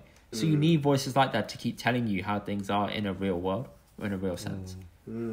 That's my point. Amen. Say no more. You know what's? I'm gonna drive off on a little point here as well, because coming from an arts background, right? You know, like the way that you got in depth with it, the way that you sort of broke down like wise things and sort of like that, like you start questioning things, right? Yeah. And we talked about TikTok, like how everything is like so quick. When it comes to art, right? A lot of things is so like aesthetically, okay, all right, somebody's done this, right? Okay, I'm gonna double tap like and then go to the next post, right? So as me, the type of artist that I am, I like to really break down a topic and sort of like work on little key sort of like nods in the piece where it relates to the topic that I'm, you know, doing an art on, right? But where I feel is that like, as an artist, like me personally, I feel like I do get underrated where like people would just double tap and be like, okay, all right, he just posted this, okay, John, that's like good aesthetics and all of that, and then just go away. But the appreciation. Yeah. So it's not there, is it? It's not it's there. Also, it's like... It's also the quality of content is so high. Yeah. It's that, but it's your point there. It's about instant gratification. Exactly. Right. Boys, after this, go on YouTube, watch my speech from last year, right? Type in Dr. Jaz Mavi. I did a speech basically about 2070, about the way the world is going. Like now, you know, there's a certain level of instant gratification, but it's going to be so high. We're going to expect everything like this, all these dopamine hits, right? The problem with this way of thinking is that what everyone's looking and finding or lacking is meaning and purpose. And because they don't have that and they try and find it in all these things, they just create these bigger voids. That's the issue. The other issue I find with people, the biggest problem with the generation, again, not you guys, probably the ones below, is the inability to form independent thoughts and opinions and to critically appraise information, right? So Jordan Peterson, world-famous psychologist, he says 95% of what you think isn't what you think. It's simply the culmination of everything you're hearing, and then you're conforming because you want to have an opinion. You want to try this? I do this social experiment all the time, man. Just go and stand in like a random or semi-random circle and just bring up something really topical. Brexit is a perfect example. And then just listen to what people say about Brexit. They do not have an actual opinion, but they'll regurgitate a opinion just to feel to fit in. Rather than saying, you know what, actually, I haven't done research on this, you know, conversation or topic, therefore I'm not going to contribute. That's keeping it real, man. 50 years ago, we could have a conversation with somebody else, and actually you could say, do you know what, I agree to disagree. I can see your opinion. I can look for your perception. Now, the world is so depolarized. The problem is, I don't like what you're saying, and you're not allowed to think that as well. This is the problem with the world now. Yeah. It's because we're not using this anymore. That's true. And we can only use that if we have real conversation. Keep it authentic, man. This is the problem. Conformity is the biggest problem I see. That's what I say. Even with me, yeah, I wouldn't mind having a conversation with a white supremacist. Like, I'm more than happy to. I'd rather talk to them than a liberal, because the liberal, I already know what they're saying. White supremacy, I want to know the deep down thoughts of it, share views. There's stuff like that. And that's what happens. I think, like, the art of democracy, democracy was formed on a basis of, of multiple people talking. Debate. Yes. All views were taken. That's what democracy means. And people would just come in back in the olden times. I don't even know if it was a Greek word, Greece or something. I don't know. And they used to rock up to his place, and everyone used to give their viewpoints, and that's what it is. But unfortunately, democracy nowadays is you toe a line, you have a certain view, and in a way, it's an indirect dictatorship. Because if you don't talk to the other side, how the fuck do you know what they're thinking? This is why, like, say the Labour Party have done so badly, because they think everyone's super liberal and left. But if you go north, like past Manchester, you see that the world is not fucking like that. And there's a lot of people there that are voting in a different way. But you got to think, why are they voting in that way? What are their values? Where are they thinking from? What are they reading? What are they consuming? Right? Because it's not as simple as just one size fits all approach. It's not real. And going back to the opinion thing, Karan, a lot of people ain't got the time or fucking energy to put into, let me just sit here and dissect this topic and understand. Because everyone's like, just tell me what the Daily Mail's saying. That'll do. Yeah, safe, done. I know everything about it now. Like, people ain't got the time to sit there and jump through shit. The Daily Mail is one of the most read newspaper in the country. Like, you might think the world is, you think the most country's lefty. That's just only what the media show you. The reality is people are still center right, but they're just not in the cities. They're not in front, not in the limelight. So that's the shame. That shows in the elections, and that shows in the referendum vote. EU referendum showed a big example of how people were overconfident, and that's how Trump won. There's examples, there's reasons for everything. But people don't want to look at that. They just want to say Trump's a buffoon, but he got voted in and he beat Hillary. At the end of the day, he is a marketing genius. 100%, man. He's actually a comedian. Low key, he's funny as fuck, man. He's kind of. I gotta give him his props, man. He's fucking hilarious. He makes nothing from being a president, right? Like money wise, right? But he's just like, I'll tell you what it was. There's a dinner that the presidents have each year. I think it's for the press. I can't remember what it's called. I think it's where he got grilled by Obama. He got press dinner or something. I don't know what it's called. But yeah, the White House. Yeah. White House dinner, right? And basically, Obama said that. He goes, "Oh, the Donald's here" or something, and then the camera shoots to him, and he's thinking in that moment, I'm going to run for president. I'm going to be president after you. And he won. And he did it, man. Because Obama said, there is one thing I will always be that you won't be, and that's president. And then he's like, well, fuck you, I'm a run. And then he ran, and I'm like, oh, shit. It's funny. It's like, for example, Trump is the biggest case study of it. And you look how I was only watching his whole journey when he started in the Republican Party, the debates. And this is my guy, Trump. He's just sitting there on the edge of these camera. Like, he's not important because you've got Jeb Bush, who's George Bush's brother. You've got the main candidates, Ted Cruz. These are the big senior people in the party. And then Trump just slowly became the center of attention. And then just beat them in their own states. Like, it was rhetoric, but at the end of it, that's politics is played. You have to play a game to win. Unfortunately, is how it is. If you be all honest and woke and being all Jeremy Corbyn, then you just crash the party. Don't fucking work. You do. But it's a sad world, man. If you watch the presidential debates, right, and you got the moderator asking about foreign policy, proper things like you need to know about, and you got his answer to everything. But I'm not gonna lie. Check Karan. But Karan, one thing I'm gonna say is, wouldn't you rather have an honest opinion than a fake one? Think about it, right? The Americans wanted to move the Israel embassy to Jerusalem from years ago. Trump just went and done it. Even though it's controversial as much, whatever it is. The thing is, people with foreign policy, economy, he was saying the things, it's just the way he was going about it. With COVID, he was making those remarks. Those remarks that brought him down. But his policy, give you depth. Very inflammatory. Yeah. He didn't give you depth to anything he was saying. He was very top level, and he's like, make America great again. How are you going to do it? Make America great again. He didn't. There's no substance to what he was saying. And I was like, yo, he's just, as Karan said, it's just marketing. He knew exactly what the fuck to say, how to trigger people, how to get people who are like attention, people who were in the middle grey area. He mobilized them. Yeah, all those people in the middle. He just reached out to them. You got to radicalize. You got to radicalize the moderates. That's what he did. He radicalized the moderates. Yo, what a line! What I'm trying to say, like, bit like example, the EU referendum, right? This is more close to home. Most people, like, I was studying EU law at the time. I made, you looked into it in depth. But a lot of people out there, they just read what media says. They just turn up in June randomly out of nowhere, suddenly read a few lines and then go and vote. And then, like, what happens is, like, when you're in workplaces or anywhere in the public, being a Remainer is the safest way to get around. If you're a Remainer, no question asked. But when you're a Brexiteer, you have 50 questions right in front of you. Why do you do that? Why do you do that? Why can't you just ask why you voted Remain? Why do you like the status quo? Why do you like to question governance? Why do you want to go and read in it? Everyone can read. No one's illiterate in this country, you know what I mean? Unless you're like, I don't know, on Jeremy Kyle show. But anyways, we're like, you can still like, you can still like research. You have the ability to go and find your own info. You choose not to. Lads, because they're lazy. Genuine question. Did anybody in your family who were elder vote for Brexit? A lot, family members. I had family members who voted for Brexit. Same. Yeah. My lot did, and I asked him why, and he said foreigners. And I'm like, but you're foreign. Like, you guys came here. No. You guys came here. We're third generation now. We're okay. Yeah, I'm like, but you guys came here because you were allowed to. Yeah, so I'm like, how are you gonna stop next man who's Polish from doing that? Like, the thing is, though, it's their view. At the end of the day, politics is, as I mentioned, is a game. It's like a football match. You gotta campaign well. You gotta have a short, snappy message to get it hit home, because people can't be asked to read. No one's gonna read your referendum, whatever your manifesto is. America great. What was it, like, oven ready Brexit deal, get Brexit done. These quick taglines help you win. It's just a psychology thing. Dominic Cummings bossed it. Yeah. He bossed it back to back, and he's made us all like a fool. But at the end of the day, you want to win. Labour Party right now, they're trying to be all nicey and getting all out with the London sort of liberal. It's mad. But Labour Party are not winning. So the last time Labour Party won, and we all hate this guy, is Tony Blair. Tony Blair back to back, 3-time election. Tony Blair won because there's a documentary about this on the BBC. It's about the Murdoch family. So he reached out to, is it Rupert Murdoch? Is that the main guy?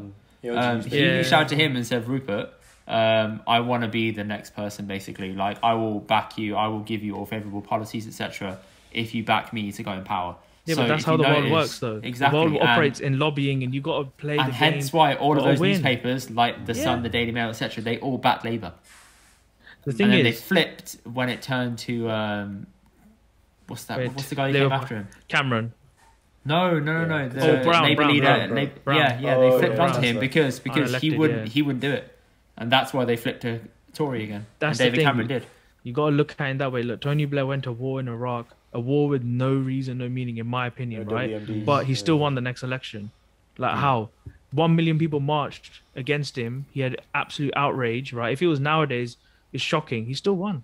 Because at the end of the day, you have the right people in charge, you have the right campaigns, you just destabilize. It's all about winning. If the Tory party right now in full control, and I'm a Labour supporter, so this is my concern, is that Labour Party ain't going to be in charge for a very long time. But if I look at the Labour Party right now, we just have to rebuild from Corbyn's Clara, innit? And Corbyn, at the end of the day, all they do is go to the Gurdwara, get Saropa, Hat Jor, you know what I mean? And then you get like, I think also, uncle, you know what I mean? Vote Labour. Happy for Saki. I'm gone. I like to take to this is sort of the recent London mayor elections of Nico. I don't know if you guys know about the YouTube. Nico, yeah. But that was he made progress, didn't he? He was the largest independent party that basically Karan. He's a guy who spoofed the whole thing. He took the piss out the whole thing. That's funny. I like that. Yeah. Right, and it won. What it gets to show is it shows how all you need to do is just make sure that your marketing is right. Literally, all it is just that. That guy, he got so many young people on board, which is pretty good. We should get young people on board. But the way that he mocked it though is unreal. He mocked it because he was playing the marketing game, wasn't he? He's like, let me see how much I can do with this whole thing. Let me just take the piss, and he kept doing it. And I was like, this guy ain't gonna do another Trump on me, is he? Like, do you know the real reason why politicians don't care about young people is because young people don't vote. They're not needed. Yeah. You need to get the middle class. You need to get the people paying taxes. What tends to happen though is that people age out in between brackets, don't they? So that's it. When you start earning P's, people are like, I'm earning money. Oh shit, I got to think about my politics now because what's going to get me to keep the most money. So when you move from lower class to middle to upper class people notoriously are conservative because they want to keep their money. They don't want to keep giving it. It's about Because tax, they're like, yo, I worked hard for it. I'm in the upper bracket now. Fuck the rest of you, man, innit? Yeah. But if you're like that, you take that approach, then the gap's going to get wider. Like, there was a article in the BBC the other day that said the most amount of millionaires ever were made during the pandemic. How the fuck was that possible? Like, how can you be making money in a pandemic? Well, people played their cards right, and that's how they did left, it. right, man. I mean, But the certain country's a businesses capitalist did, and economy, others innit? went bust. So you had hundreds of businesses go bust, more millionaires made, and I'm like, well, why is that gap getting bigger then? Like that isn't adding up. It depends how you bridge the gap, though. You're gonna have a solution, but you can't throw money into the system just to bridge the gap. Like, I'm that side of the Labour Party, you know what I'm saying. But at the end of the day, they call me a red Tory. It is what it is, isn't it? They call you a red Tory, Akia? Because my views, I wouldn't fit in the Labour Party now. I'm on the. They will call me a Tory. Are you centre left then? I guess. I'm centre left. Yeah, I'm like Tony But Blair. I did see a statistic regarding like young adults. I think it's between ages 21 to 26, where like that's the age where a lot of people flip over to Conservative. Something like that. There was some stat. I can't pinpoint the actual stat, but like, Bro, even Asians are, man. Asians are as well now, because at the end of the day, if you look at color wise as well, you got. I mean, Priti Patel, allow that. Rishi, but like you got Rishi, Rishi. You got more Asian people there, and like Boris is just lining them up. And he's just putting ethnic diversity on right in front of your face. Smoke, bro. He's putting literally. I'm worried about next election. Rishi comes in charge, bro. This Endo is done. Yeah, it's done, bro. You ain't getting Asian, because he's an accomplished guy. He speaks well, etc. He'll win. Keir Starmer. They're just gonna have like. They're just gonna be like playing like They're just gonna have like playing like I don't know, God knows whatever card games on the other side. Laddu khai jane hai, winner there. You know what I mean? You're literally playing Seep on the corner. You know what I mean? In the Parliament chamber is gonna look smaller and smaller. You know that the Sangat is gonna be smaller. Labour Party. You know there's Bibiyan that bad chugliyan. They're gonna sit in that corner, in that hole. But yeah, now politics is interesting. I mean, we definitely I love talking about it. Honestly. But you know what? Let's move to a lighter topic for the average Joe. Sorry, just to finish. I met John Burker the other day. Oh yeah, how is he? Wimbledon. He's sitting right in front of me, right? Big Roger Federer fan. Obviously, John Burker's got a great voice, man. Right. So for our kind of like section, we didn't have to give any bump to Roger. He was just doing it, man. And this guy, like, he was just giving it 10, man. He was like, "Come on, Roger!" Like the clearest enunciation I've ever heard. And the way he clapped, like like boys when you clap in it, like this guy, he had some weird like clapping. Like, he'd stand up and then his hat would be like this and be like, that proper Gora, like rhythmic. You know that thing they do in football, the clap. So he was doing it. The Icelandic clap. This guy, like, you didn't blink, man. Like and there was a point where Roger was something like, I think it was a breakdown. He needed to break the next game. And so he started this chant. He was like, "Roger, what time is it? Break time!" And everyone was like, "Yeah!" I love Roger Federer. He's my favorite as well. Yeah. I wish I could meet him. I've been to Wimbledon. I've seen him play as well. Nice. You both seen him play? Yeah, I've seen him play. I've seen him play. Yeah. I wasn't with him. I saw him play last Tuesday. Yeah. And I was like, having seen him for many, many years, he's obviously not his peak. He's had double knee surgery or whatever. But there were glimpses, man, like of just brilliance, man. The guy, like he skates on the grass, man. Like you got your people like Federer, Djokovic, Murray, Nadal are workhorses, right? They get around, they run. Federer just glides, man. Yeah, and the other game, he plays Test cricket. He's like Test cricket. He plays exactly. It's just pure technique. That's the best example. Nice and slow. He's not T20. He doesn't need to slog. It's just technique. The other day he was playing that guy, the British guy who he knocked out. I can't remember his name. Oh yeah, it was a good game. That was a good game. Right, and there was his backhand was just back in form, man. Like he just tar down the line. When his first serves are in, his backhand's on point. His forehand's obviously his forehand. That's the thing. It comes with experience. That's also with like Ronaldo as well. CR7, like it comes with him. He's not getting any younger. Right, but he's still playing. He's using his brain. That's the thing. You get more experience. Exactly. It's a different way of playing, man. It's a different way of playing. He can't do the same things he does before. What are you thinking then, Djoko or Federer to win this year? You want Federer, innit? Everyone does. No. But everyone wants Federer, but who do you think? I'm going to say Djokovic. I got to see Djokovic too, man. I like in the French Open, he was quite good. Djokovic was like 2 sets down. Bro, he was 2 sets down. He pulled it back in the final. I'm like, fair play, man. The thing is, if you beat Nadal on clay, you have earned the right to win. I want Federer though, because he's going to retire soon. It might be. I think it's his last one. I think probably his respect last greatness, innit? One of them ones. Yeah. You had a question about marriage, innit? Yeah, weddings. No weddings. No, before wedding, you want to talk about you got dating? You got that done, or you? Well, we can do. Hang on, doctor. How much time you got? Okay. Okay, all right, go on. Dating. With that interesting enough. That's why he's okay. No, I'm saying. He don't want to go to bed yet. All right, lads. Doctor Sidney got yeah. Sidney got lads. People, listeners, you know what that means. Straight talk. Boys, what's dating been like for you lot? Because me and Karan, we've not dated much at all. We met our partners pretty much straight away out of uni. So we're completely anonymous to all this stuff. We had that matchmaker girl on Sook. She was really great. She told it from a female perspective. Tell me about it from a lad's perspective. Amrit, do you want to go first? I'll get mine out of the way. But I think it's just changed now. The dynamics of dating as it comes to social media, the conversations we've had. We've already done that, but aesthetics and people looking at social media profile, the dating apps, you're swiping left, right, center, Tinder. Everyone's got so many options. It's like shopping spree, innit?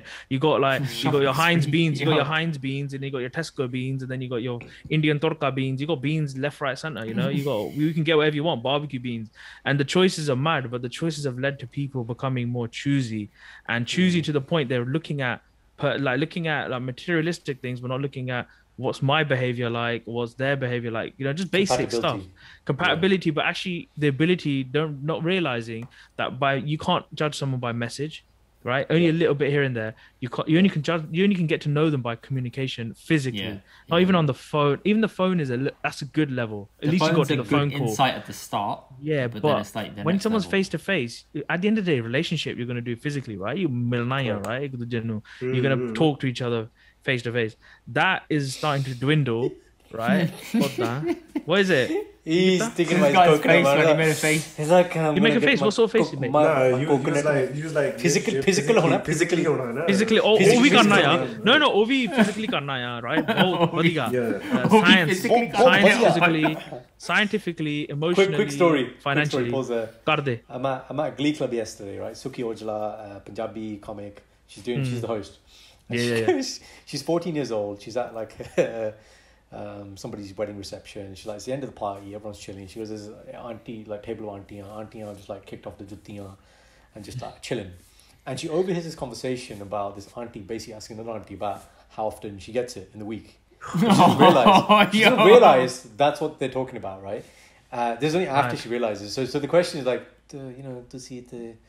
ਤੁਸੀਂ ਤੇ ਭਾਜੀ ਤੁਸੀਂ ਕਰਦੇ ਆ? Like that was the kind of like framing to the conversation, right? It's so rude in Punjabi. To which the auntie said, "Hanji, ਅਸੀਂ ਹਫਤੇ ਚ 3 ਵਾਰੀ love story ਕਰਦੇ ਹਾਂ." That's what they call the word. Love story. Bro, the Purana generation were far more romantic than whatever we come out with these days. I'm telling you, they were, man. They were all more that shit you see in films, they were, man. But that's wrong. They weren't romantic. They were like, literally, that's what they were. No. All right, man. 365 days. Time aa gaya hun. 365 day Michelle Moran, we get it, yeah. But my take is that's what's happened to dating, basically. It's become like that. Obviously, with COVID, everything's online, but now we have the freedom to actually go out, restaurants, book, and actually meet each other. But I don't think people are doing it enough as they can. Because maybe it's because the effort you got to put in. You can't keep going out after every person you're talking to. You kind of have to pick and choose, but everyone's got options. But my take is you only could do one at a time, innit? One person you can get to know. You should do one at a time. Yeah, everyone's a shopping spree. Char panch lay firde, you know what I mean? Like, because at the end of the day, you have a basket, you can put 4 different type of beans. Oh my god! It's all about beans, man. You can get a multi-pack. You can get a multi-pack as well, bro. Literally. And you can have a taste of each. Variety pack. That's what you want. Variety pack. Separately. No, don't worry if it's sold separately. You can put them together as well. No. But that's the thing. That's what nowadays the mentality is a little bit like that, especially the youngers in our generation. A little bit, So piggyback on that though, with the concept of saying, each person nowadays, you don't know much about them. You're stuck with the materialistic side of things.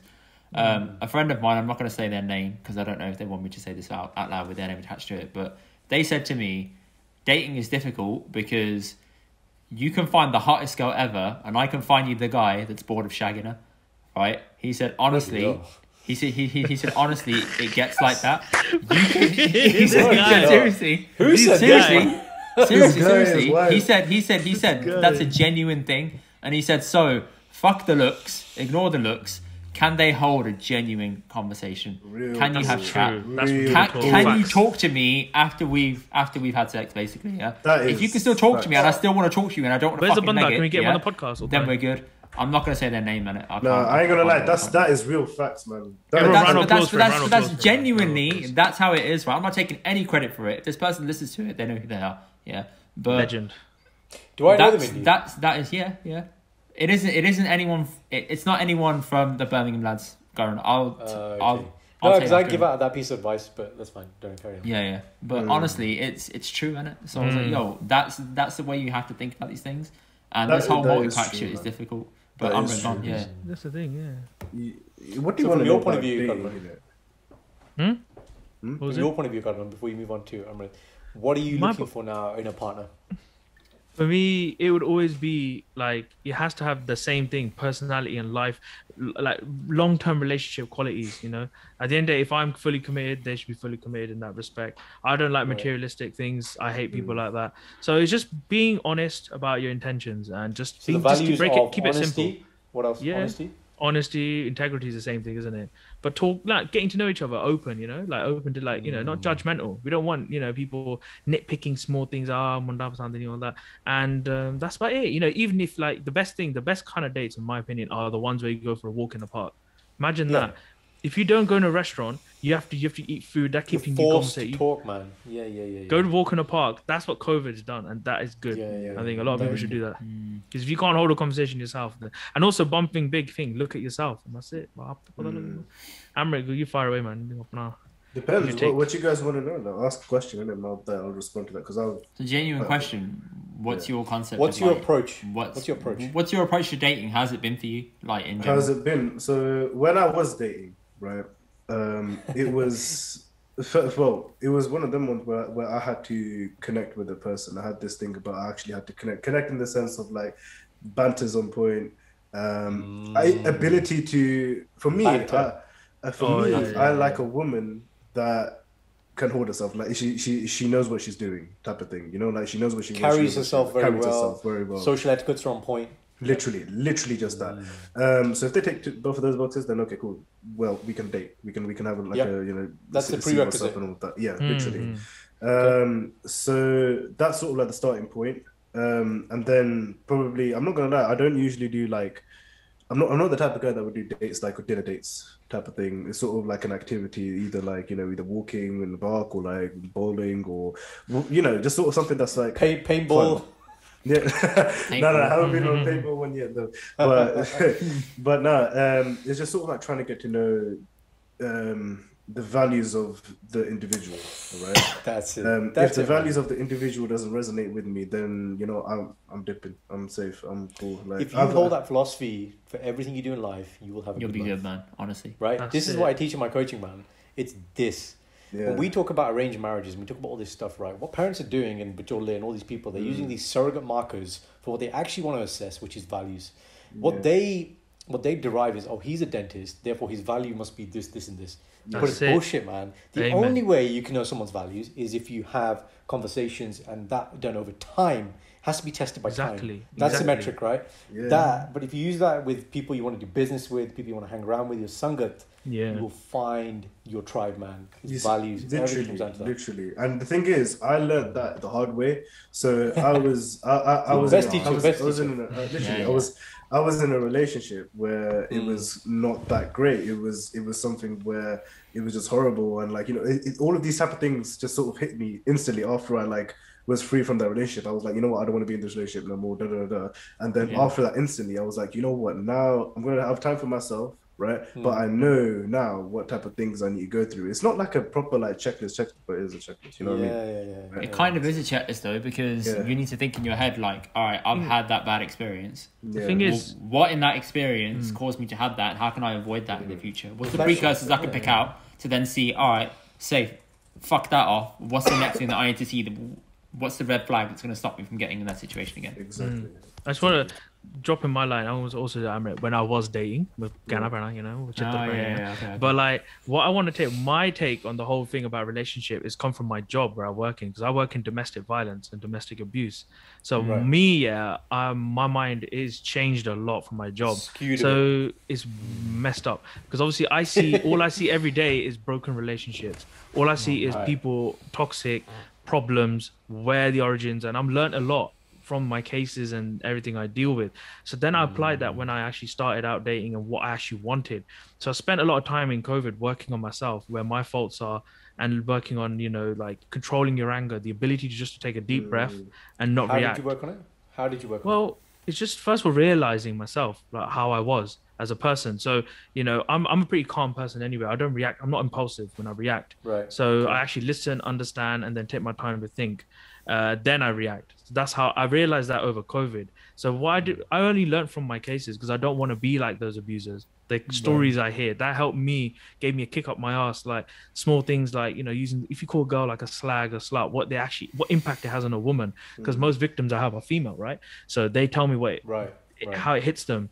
And controlling behavior, like not being a crazy boyfriend, not controlling them, where they're going, who they're going, always thinking in your mind's another guy out there. Even vice versa, if a girl thinks in that way. Paranoia, eliminate all that, you know, giving each other space, but also, you know, being affectionate. These balances that you got to have, right? And accepting that, you know, you don't want to be, even if you don't, example, I'll say, a lot of guys would say, at least I don't hit her. But they forget. Should we give you an MBE? That's at least, yeah. I have male victims literally say that. Yeah, at least I don't hit her. Like that's the benchmark for, you know. I'm like, well done. Do you want an MBE for that? Well done. But the thing is, if you control, like most women, one thing they really get affected by is controlling behavior and emotional abuse. The violence is normal. They actually rather take violence over controlling. But we'll go like that's a big topic. But that helped me break it down. And this is why I said, you know, like, you know, any girl that I was dating in the past, it was like, it's about reward. It's about looking at good behavior. You got to look at behavior, how they treat you. That is what's, my opinion, is the core thing for a long-term relationship. If someone doesn't treat you well in good or bad days especially, then what's going to be like, man? Yeah. Exactly. And but the problem is, auntie and uncle, reciprocation. Auntie and uncle, I don't blame the old generation. They were uneducated. They didn't have money, but they have long-term relationships. They don't know etiquette, stuff like that. Some of them got through it because of the cultural problems. They didn't want to take a divorce. You don't get divorced. Honor killings and all the rest. Exactly. Of it. That Roka I was at the other day. Like, we had some old dudes in the room, and they would tell me stories about when they were growing up. People were married. Listen to this, doing lava. Okay, proper Anantakar age 3 and 4 years old. Muklawa, they call it, isn't it? Muklawa. Right, yeah. And then they're like, but then they wouldn't be like married, like properly married off. No, they can't see each other till the wedding day. Can't see each other, but they're promised to each other, and there's all this stuff. And you're absolutely right in what you say there. It's this. The generation now is that they just don't take shit, man. But the thing is about generation now, the back then, the older generation mentality was you make the relationship work. Now I get where you come. Work on it. There's certain levels, right? If it's abusive, that you can't make it work anymore. If someone's not hitting you, or someone's not being toxic, you know, it's very difficult to explain. We'll be here all day. If someone's being toxic, then you can't make it work. Divorce is a solution. Sometimes it's small tiffs, right? You might have an issue where, you know, I don't know, maybe she dressed a little bit, you know, out there, right? You know, maybe she wears Western clothing, right? That's resolvable. It doesn't need to go to divorce. You know what I'm saying? People catastrophize. Yeah. It's just that ability. People nowadays have lost it because we just see the quick solution. And what does it come back to, man? Communication again. The ability to communicate. Boys, one of the biggest things I learned, man, I was on the spiritual retreat a couple of years ago. Yeah. It's called the 5 Languages of Love. If you haven't seen it, Google it and just look it up. No, write down.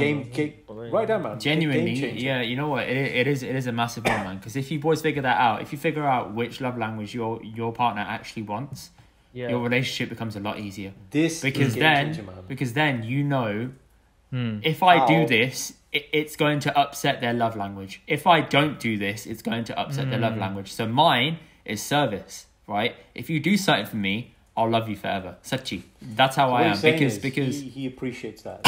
I appreciate someone doing something for me. I don't care about you saying affectionate stuff to me. It just doesn't mean anything to me. Yeah. So but if you say that to me, that is fantastic. If you do that for me, that is perfect for me. Yeah. Right. I think dating, what people are looking at is all wrong.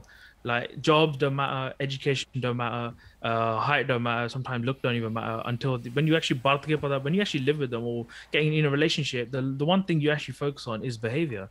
But no one looks at that. That's the least thing. Because initial retraction is always physical. It's always you can't figure out someone's behavior unless you live with them. Yeah, and the dating coaches are out there are spewing stuff that are the wrong things. They're saying alpha male personality, be like this, be like that. You're not being yourself though, because when you become yourself, then that's why the honeymoon period is 6 months kind of break because of the people that you're not being yourself from day one. That behavior, and then they go back into whatever it is. Bro, I should be a life coach, man. Guys, can you just charge? I charge $5,000, yeah, or you know, but this is what I've learned in my job every day. That's what bro. It is, all this alpha male shit, right? That's just tips from guys to just bang better girls. That's literally. But no. But you forgot one thing. This is what girls like, though. The attraction. That's what they like, yeah. Because the attraction is they like male that are dominant. Girls. Yeah. It goes back to that. A little bit, yeah. Like, let's say do you know what I realized? I realized that actually girls at a certain point in their life do like that, right? But actually, as they get older and they actually look at what kind of life do I actually want? Most girls want a comfortable life. They want to go on holidays. It's not about this bad boy bullshit. You want someone actually who makes pee, has time for me. You know, that's literally what it comes down to. Somebody who spend meaningful amount of time with me. So I think it phases out. I think I used to have that man when I was at school. I was like, I'm the guy here. I'm the doctor. Why are these Guriyan going after this next banda? Yeah, you can't even spell his name. Doesn't make sense. It doesn't make sense, right? But then I look at him like, where is he in his life now? Where am I? But the thing is, you have to forget dating. A lot of out there, what people see is they tell men or other dating coaches saying, be an alpha male, take charge, be like that, and they have to. Yeah, but be the difference that is, way. it's the line between confidence. Being confident is very sexy. So I remember what you talked about there about how a lady carries herself, right? In the same vein, ladies love it when a man can carry himself. Whole conversation. Take lead, but without making the lady subservient. That's super sexy, man, right? Dirty. But there's a line, there's a line. There's a line, isn't there? There's a line. Alpha male is it's a toxic, it has a toxic. No, but the abusers are like alpha males. Are those. Yeah. So you have to create a very fine line, and I've always talked about that this psychology is very dangerous, and we need to eradicate it. But log ki karenge, man. Log ko karna kari jane anyway. But you know the thing is that like if we look at dating in general, obviously this is like the points that we're giving off is a very like mature way of going about it, because of course if you look at the actual reality of like how younger people go for dating, right? Because I'm not gonna lie, for me at the moment of I am in my life, right? I've got a girlfriend, right? You know, we're in a good relationship, right? And it's sort of like I'm drifting off I'm sort of like leaving behind the fast dating type of life, you know what I mean? Yeah. But if you look at the dating sort of like when uni, like first year, second year, like that thing is very, very lust orientated. I ain't gonna lie, right? If you look at it, it's like, of course it is, bro. Because if you look at it, people are alone. They're up wherever the fuck they are at uni and halls. Yeah. They've got all this freedom that they didn't have at yard.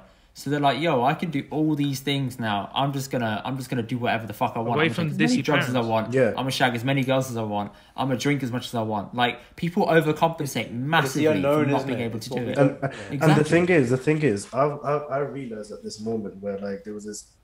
I wasn't like dating this girl, but it was like sort of like potential, right? And I realized that like, you know, I sort of had this moment where I clicked and I was like, actually, are you talking to me in the sense of like, is there like a potential or something like going on forward, or is it purely because of aesthetics and just like the last moment, right? And when I deeped that, I was like, actually, hold on a second, I'm ready. You know, you got to reevaluate. That was like a click thing for me. Yeah. Now I ain't gonna lie, that moment, my concept of dating changed as well. Again, that was I've got to say, for someone your age, man, you're incredibly mature. Honestly, it's 22, It's round applause, man. Well done. Sachi, it's actually wild to Thank you for not that being a fuckboy. Yeah, exactly. No, I was. I ain't gonna lie. I was a fuckboy, bro. I ain't gonna lie. I'm That's honest. fair. Former You can admit it. Recovery. You can admit it. Yeah, I've got to be honest, man. But at that moment when I was like, you know, if some girl's doing that and like, you know, it's purely because of like the aesthetics and like we say this in the Bainsainye podcast, right? We say for the talk, right? Which is just for the intercourse, right? Then that's it. It's just, I don't know. It just changed my mindset completely.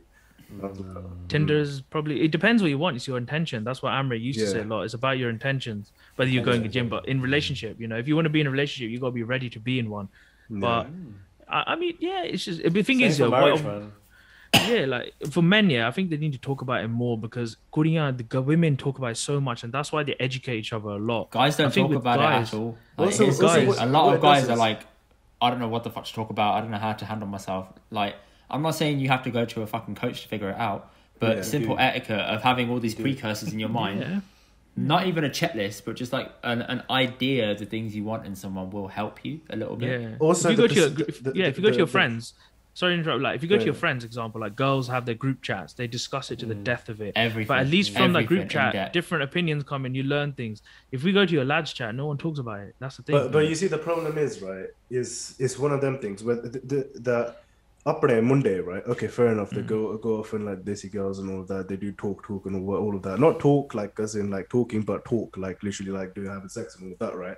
But the way that they've been treated and their perception of love for Indian girls, right? Punjabi girls, let's say, right? Completely changes, because, you know, I've dated some girls where their perception of love is something else compared to how it should be. You know what I mean? What's their perception? Should be. Their perception is sort of like your perception. So the perception, of the girls is just like, okay, like sex, that's it, cool. That's your physical side of showing love, or like materialistic views, that's it. Right. Okay. You know what I mean? Take them to the shard, innit? Yeah, take them to the shard or whatever. You know what I mean? But people's perception of what love is different. Everybody has different meanings of what love is, right? Some people, fair enough, they're entitled to their opinion if they think that is what love is, right? But it's sort of like, you know, the emotional side of it, or like, you know, just even like being able to talk about like, you know, your feelings, as per se, right? That's what women. Where there was a girl that I was just talking about upper feelings, and she was just like, like not even like dungi galla, just general feelings, right? She was like, why are you even talking like this to me and all of that? Like they get surprised.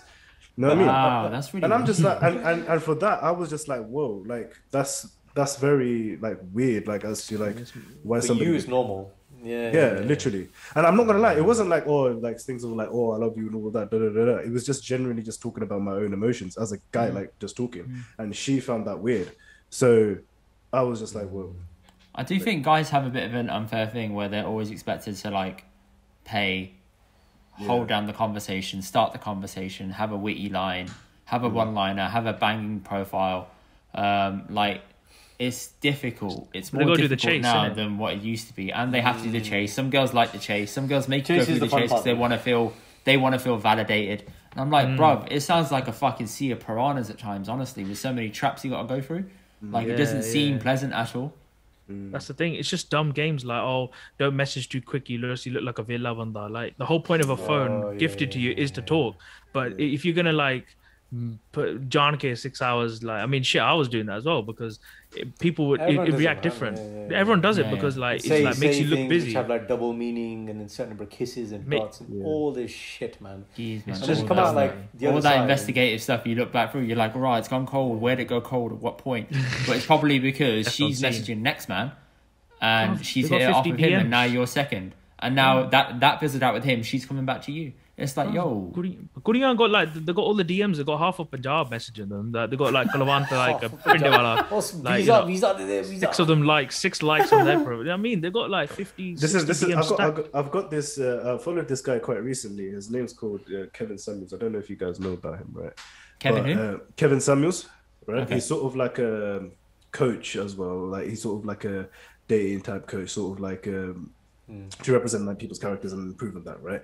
So I was listening. He does a lot of Instagram lives, and he did one point which was quite interesting and sort of controversial, right?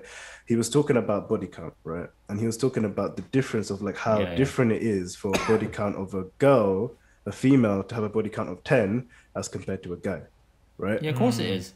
And it's like saying, if you shag 10 girls, you're a lad. If you shag 10 guys, you're a slag. See? Yeah. Where's the logic? So, but then that's the thing. It's just like where he was talking about, like, okay, if a guy was going through, getting those 10 girls and he was having sex with those 10 girls, right? He's probably had to have swag, some style, some play, or something like that, right? Whereas a girl is easy and they can just go with any guy that they want. So they have more selection and more choices in them, and it's easier for them. They got more game. Right. So what's your point? What's your views on that? I think that's pretty valid, to be fair. I mean, if a girl wants to go out and get laid at night at a club, it's very easy for them to do so. If a guy wants to do it, it's work. If a guy wants to do it, it's work. But you could say in the scenario of the guy, he just takes a willing girl. There's no game if the girl wants it. No, it isn't that. It's okay, fair. But then equally, if a guy goes out with the intention of saying, I'm going to X club to go and meet someone and take them home, the percentages are skewed compared to a girl that says, I'm going to go out and do the same thing.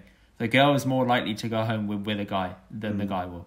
Yeah, if you look at just like average guy, average girl, ready. 5 out of 10 guy, 5 out of 10 girl, the 5 out of 10 girl is more likely to go home with someone. Honestly, that's how it is. That's true. Because the guys will be down. All of them have like equal persona levels, equal looks, equal height, everything the same. As much as you can standardize it. They are, innit? The willingness is different. That's what you're saying. That's the thing. That's the thing. It's mad. We don't know how the future will be of dating or what happens because it leads on to marriage, which we, I mean, talking of marriage, I don't know. We should talk about like organizing a wedding because someone's getting married here, Indeed. Forget the wedding. Forget the wedding, man. His stag, man, in August. Man. So I'm shitting myself for my wedding, man. I've made 3 teams. Tiga. So within the lads are attending, there's one team which is organising all the activities. There's a second team which is doing all the food, and the third team is the Indy Bainsainye team. So they just have to do things to Indy, but by the way, I need to paraphrase. I'm shitting myself about the stag. I'm not shitting myself about the wedding. Yeah, absolutely. I'm shitting myself about the stag. Where are you going on stag? Like, I know these limited options. So this is going to be Cambridge, and then we're going to do Vegas the following year. Whatever happens in Vegas stays in Vegas. So if you're sleeping with Candice Ice, it's up to you, yeah. If you're sleeping with Candice Ice or Ice Diamond or Diamond Baby, he's gonna get the tattoo. Don't worry. Vegas जाके पता लगेगा ना. Okay, very good. Gentlemen's club. You throw money like Mayweather, innit? Lads, unpopular opinion. I don't like strip clubs, honestly. Very unpopular opinion. I don't like it. I think it's just a waste of money, innit? Exactly. I've never been either, so I don't know what the vibes are. But I've just seen it in films. Shifty, they're very shifty. Yeah. Who? Him. He was like looking like drinking his coconut party. When he drinks coconut party, he's doing something illegal, innit? I swear on the coconut. But like, guys, what's your opinions like? All right, with COVID, versus COVID weddings, pre-COVID mentality towards organizing a VR in our Asian community. Must have changed. Rob, I will level with you. Love it. Organizing this wedding now, pre-COVID, is probably just as stressful, honestly. Because at the moment I'm in limbo, innit? With like Boris today said this has been recorded on Monday, right? Monday the 5th of July. Yeah. Which is where Boris has said, no more masks. Social distancing is very likely to end on the 19th of July. You can do what the fuck you want, basically. So I'm sure that my parents are thinking, so we can invite everyone, right? And I'm like, nay. I don't want to invite everyone because it's still out there. It's not just fucking evaporated, right? It's still there. Coronavirus is still around. You got to be. But do you think is that your real reason, or you don't want people? No, that's what I was asking. Sachi, number one, right? Me and Sanj are high risk people, innit? So if we get COVID, it can be very fatal for either one of us. Why are you high risk? Sorry, geez, my immune system is horrific. Your made-up condition, the IBS, that one. No. I'm saying genuinely, my immune system is in the floor. Right? If I get a cold, I'm wiped out for a while. Like, it's wild. Okay. I have a really bad immune system. So you've got Sanj, who's my missus. She's type 1 diabetic. So if she gets it, it's going to mess with her, right? Her sister, she's got underlying health conditions. Same issue. So I'm like, all right, that's pretty major, isn't it? Like, if she catches it, or if I catch it, then the wedding can't even happen anyway. You gotta be careful, man. Till August, you don't want to mess it up. Like, anyone got like temperature, just tell them to go home, innit? Like, don't rush. See what I mean? Part it's stuff like that. of the Bainsainye team is we're gonna cough on you. All of us are gonna cough on you. It's just gonna happen, man. No, but like, guys, mustard oil. No, but like, guys, one thing I was gonna ask. Oh, but you're gonna put I'll supply the coconuts, don't we? Then coconut. Smack coconut off his head. You're gonna like rub it. Oh, right, you guys are very naughty. Then I'm gonna get that gun out. The banduk, the massage banduk. Carla. Oh my god.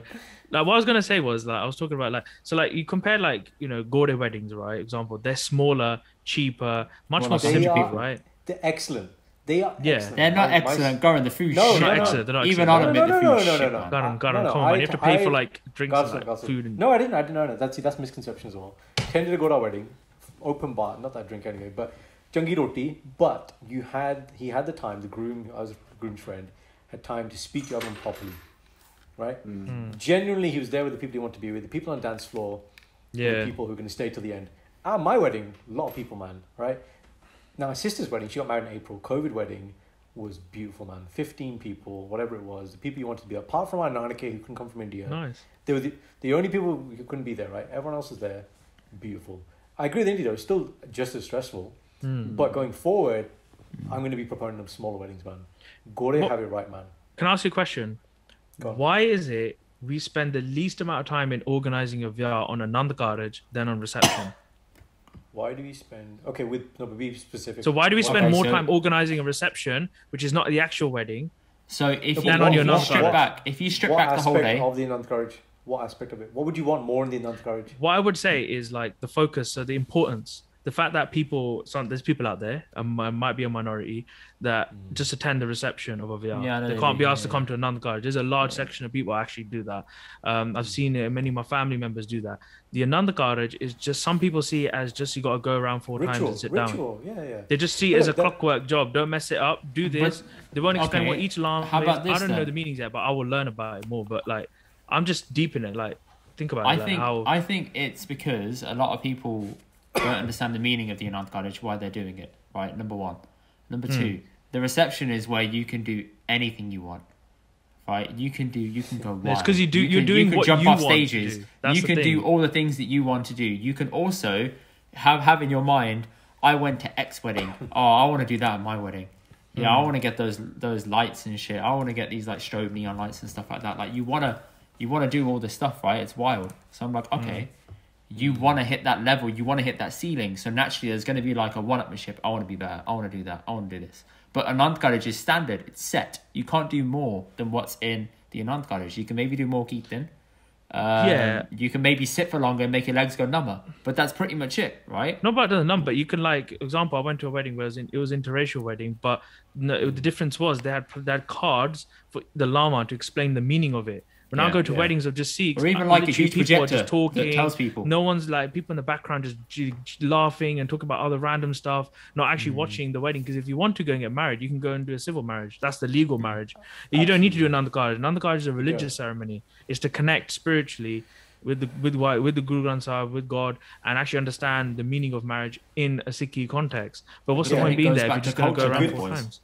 A good thing that Gore do, if you're like a strict Catholic, pre-marriage, you meet with the like the cardinal, right? And they actually talk about, are you ready for marriage? What does marriage represent? Imagine that, man. So there are some good Anand Karaj Lama I've been to where they have the screen, they have Sikhi to the max, and they're actually translating. Excellent. And then maybe you have a guest speaker or Gyani who actually did some katha. My wedding was like that. So they actually had some katha about each love and the importance. Yeah, that was helpful. Right? And the other thing that really gets me, really bugs me, man, which I'm trying to reform in Gurdwara, is when a Nansa part happens, you don't have to run and give your money, man. Like, just look, if you want to give to Kirtani, do it at the end, man. But when you're in Anand Sab, Anand means bliss. Sit in Anand and actually listen to the Bani, man. Connect. That's what you're there to do. That's all you're there to do, right? But now it's become, again, it's this Shoshana. Like, I was sitting next to one of my Jatje, he's a bit older, and it was just about to happen. I said, look, everybody's going to conform now. You're going to see everybody running up. They don't know anything about Anand Sab. You're going to see one person get up. When the one person gets up, which is normally everyone the groom, it's that the best groom or thing. bride's Go, dad that goes up first and sits down, then everyone goes up. And it's always the guys that go first, then it's really the women that go. Have you seen the guys that like go up and they've got like a tenner and you think, oh, they're going to drop a tenner, but they put the 10 down, they pick up 5 back. You pick up 5. You got some balls. You know, reception, you know what I mean? It's just these little questions that I like to ask because I've organized weddings with my sisters. I've seen the amount of money we've spent on reception and how much people. Horrible, and you guys take makes it hard job. You're struggling financially and you're just putting weddings in halls and hotels. For Shosha. It's when you standing. We have to be at this level. We have to put on any Nikita. We have to do it. Yeah, it will go, man. This is all gonna go when people start. And now COVID has you're changed not it. There. Game changer, man. Accelerated what we were already thinking, which is why do anything to please other people. this is the best advice I gave to my young cousins now. I was like, on the wedding, when you're organising it and you're thinking about, should we have a mixologist? Should we have like signature coming to perform? Mixologist? What's that? Like people who make like cocktails and mocktails and stuff. How much they charge? You probably charge 500. 500-600. Yeah. Bro, as soon as they see your name is Singh or Kaur, they double the price. Sachi. Really? They will. Because they know that they can milk. Have you done anything extra, Indy, for your wedding? Like anything fancy? No, I've shipped it away to everything. All we're having is just like the Anand cottage, and then we're gonna have a dinner afterwards. That's it. Indy, can I do something with you? I have an experiment. All right, pretend I'm your Pindwala uncle. Yeah, I'm your relative. Yeah, you didn't invite me to your vyah because of COVID. Yeah, now I'm gonna ask you in Punjabi or whatever, my style. Yeah, the menu sadhya kyun nahi? So why didn't I invite you? Indy put menu sadhya kyun nahi vyah te? Yeah, vyah te to menu sadhya nahi. Hun chote hunde hi tera nappy, tera bottom clean kitta, sara back side clean kitta, chote hunde hi, right? तो मैंने ब्याह ते सद्या क्यों नहीं? Translation to that, my son. Translation to that is that my son. Coconut नहीं देता मैंने coconut. That's it. Yeah. And you didn't give me a coconut. Thank you. So, number one, uncle, you live in India. You ain't coming out of that country. नहीं मैं इथे रहंदा, Balberhampton रहंदा. Oh, you live in Wolverhampton. Okay. Balberhampton. Number two, I don't trust you to be COVID secure. Genuinely, I don't trust you to be COVID secure. दो vaccine लाइयां बाहर. I don't care. I don't trust you to not mix with other people, right? Sui इथे लगियां पर पेशाब निकले सेगा सुई. Doesn't matter. Delta variant is real. Where do you think it came from? It didn't come from white people, did it? It came from brown people. मैनू delta डुल्टा load नहीं मैनू chilli paneer चाहिदा सेगा कबाब चाहिदे सेगे ਆਪਾਂ ਵੀ ਕੁਝ ਕਰਨਾ सेगा महफल लग गया तेरा डैडी जी नाल सारा कुछ करना सेगा सद्या नहीं ब्याह ते क्यों नहीं? So here's the problem, uncle. I'll send you a Zoom invite. That's it. Zoom te किद्दां paneer खा हो यार? I'll send you nothing in the post. If you don't want to make it, don't make it. Bro, indeed. Because I'm stopping this new generation, man. This is the rude, thing, right? I will say it. I will say it. But my parents come off, Rocky. Just say, it's a bit difficult. You know, just a number pura nahi hoye. You know, just do lare. Just say like, oh, we're going to do a party next year. Then you could walk away, but you're just confronting me, and then I'm going to talk shit about you, and I'm going to go to all the other people. Bro. Go tell everyone, bro. The fact of the matter is, 90% of my family, if they see me walking down the street, don't recognize me. They don't know that I'm this person. Because I've got a daddy, because I don't wear a bug anymore, right? Naturally. If I walk past them in the street, they don't know who I am. No, but they know your dad, innit? It doesn't matter, bro. If you can't identify me on the day as that's Indy Dr, you ain't coming to the fucking wedding. Yeah, right? It's very simple. Fantastic. Fantastic. Then come and have a beg with dad in the back garden and leave. That's you know what? Wow, this guy, Karan, man. He's very direct. He's very direct. Very direct, man. This is the new generation. I like that. It's not my generation. You gotta be alpha like that, bro. You know what I mean? He's in between. He's in between you two. Not in the Punjabi community, bro. Your auntie uncle rocks up, you're gonna shit yourself. You're gonna sweat coming out. Geez, I'm not gonna shit myself at all. I'll be like, auntie uncle, what do you have to say to me? It's gonna make me get upset. Say if I was like a Doordar Rishdar, I was like your Pindwala, your father's friend, Kutta's owner. Dad's got many friends. Dad's got many owners of dogs. That's what I'm saying. You know what I mean? That you go invite your Pindwala. That's what I'm saying. Like those sort of situations are gonna come now after COVID. Those situations are coming. I can feel them. I've already had that conversation. I've got to probably have it again now with this announcement. I'm ready for it. It is what it is. But once the precedent's been set, like when we have kids, once the precedent's set, when you say the line, "I'm not inviting my brother," right? Then they can't say anything. It's like, oh, okay, if he ain't going, then. You know what? Right. You guys are doing the struggle, and then for us now, our videos will be chilling, innit? Alright, you know what I'm saying? We're gonna solve Monday. I reckon it's gonna go like normal and then woof, and then stay up there again. That's what it's gonna happen. It's gonna be bare hard, bro, to dodge it. You can't use Corona as an excuse. You know, it's £80 per plate, bro. Imagine if an auntie has like just a charter, bro. That's £80 in London. Just London it is £80 a plate. Yeah, it's 60 to £80. It's ridiculous. Go India, bro. What do you mean? Go India, bro. That's worse. Thousands of people, man. Bro, you're gonna have Majja in there, bro. You're random people. You're gonna have that whole thing, man. A cow's gonna stop your wedding day and everything in its tracks. Yeah, but where did you go for a wedding in India? Barely any in India is even worse than here. Literally, No, pind wala vyah, not like Chandigarh. We do shahri type nahi, proper pind vyah. Pind vyah mein dastan. Otte there's a sign inside. You can't take a bandook in there because people take guns in it. You can't take a bandook in there. Yeah, there's signs like that. Yeah, bro. Like, it's moving mad. Malwa's probably worse here because that's how it is over there. But that's how everyone's taking guns. The problem was, right, and Nanda Garage basically is done so quick. 30 minutes flat bang, like even quicker than this podcast. I don't even know why. By the time we got Hal Chal, we were done. The Nanda Garage is done in India. No one goes to Nanda Garage except from the family, like immediate family. Why? What happens is you go to the Nanda Garage, you go to the hall, then you go to Gurdwara, then you come back. Now, by the time you come back, everyone's butt. The whole pind wale, everyone's like, buttons are open. I went to a wedding one time. Buttons sare khulle. And I was like, you know what I mean? Like, he's coming up to me, like, I was like, bruv, it's like, you know. You're getting married? No, it's not. Mera biyah nahi hai, rishtedar ka to biyah hai. He just walked off. Like that, yeah, that's the vibes, bro. That's the vibes of Indian VR, bro. It's mad. No, really. I went to my cousin's wedding in Delhi, yeah. Yeah, but that's Delhi. Shira, Nawa Shahar, bro. It's the pind wale VR. Pind wale. Bro, they drink from 11 to like onwards. You can get into any wedding easily in India, man. You can just have like. Of course you can. No one's What's a Delhi wala vyah? What's a Delhi wala vyah? Probably more like shahri. Bro, I ain't gonna lie. That was like really like a lot of like investment in that, bro. That was like one of the weddings where I've been to, and I've just been like, whoa, I've been amazed. Like it's like Sajake, like it's just like, mad crazy. Like Diljit songs and stuff. No, not even that, bro. It's just like the venues were like over the top. It was just like so grand, innit, right? And I was just like to my cousin, I was like, what's the point of this? Like Akia, innit, right? But she was just like, you know, it's a special day. It's like them girls, innit, like, you know, from Delhi, like, you know. Like Delhi's a high level, like sensible probably wedding. Level. You probably had like a rich like lifestyle. The pind wale sometimes have nachne waliyan, like the kuriyan, unfortunately, they have to dance on stage, which is I'm completely against, right? What? And then like some pind wale we have, like, you know, do you remember in weddings? The Yarbolda video. Yeah. So like a lot of Punjabi weddings in back like pind style, they have like these kuriyan that are paid to dance, but they're not doing bhangra, they're just doing tomkas, right? Like weird, like weird stuff. And the men are drunk. What Yarbolda? They sit there with a shotgun, they just fire off the gun, man. No, but this is not fire. This is the women though. But then the men are throwing money over the women. It's just bare weird. And the women are not dancing in those weddings. That's the kind of pind of ours. Throwing up in the air. Do the impression again. That's what do it. What should we call your name? Like Sangeeta. Sangeeta Fast Blaster. They just do some next chest pump, man. Chest then pump. They do some like air humping like that, bro. It's mad.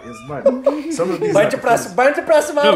It's a Punjabi song in the background. It's probably like going like some Babu Man song. Like Lock 28, bro. That's what it is. Lock 28, man. Allow it. Lock 28, and the good Janani going to talk like mad moves, yeah, and do this luck stuff with that. It's bare like wrong. It's not even like bhangra, it's just mad stuff. And then they have this bhangra dancer doing the chumar on repetition. Uncle are just some of the beat there like that, yeah, just bethe. And then they just like rajiwa, right? They're doing that, yeah, with their gun. They might shoot someone on the way. That's happened as well. Someone gets shot dead. You know what? Someone actually did die. Yeah. Not performer, a groom got shot dead one time in a VR. There's a dancer who recently got shot, man. The shit happens. It definitely happens. Yeah. I think India don't have sharab in the weddings there because in India is another level of danger come, bro. The people there, they're just crazy. There's no bouncer. Someone's got a rifle, open air buffet. Yeah, someone's got a pistol. What are you gonna do, man? You're done, bro. In Punjab, they take it next level. Actually, you know what? I disagree with you guys, right? You know what? There's always one like Taya or Chacha that's like bare old, right? And like they are licked out of their heads and they're just looking and standing at the gate like, like they are the bodyguards, bro. They're like the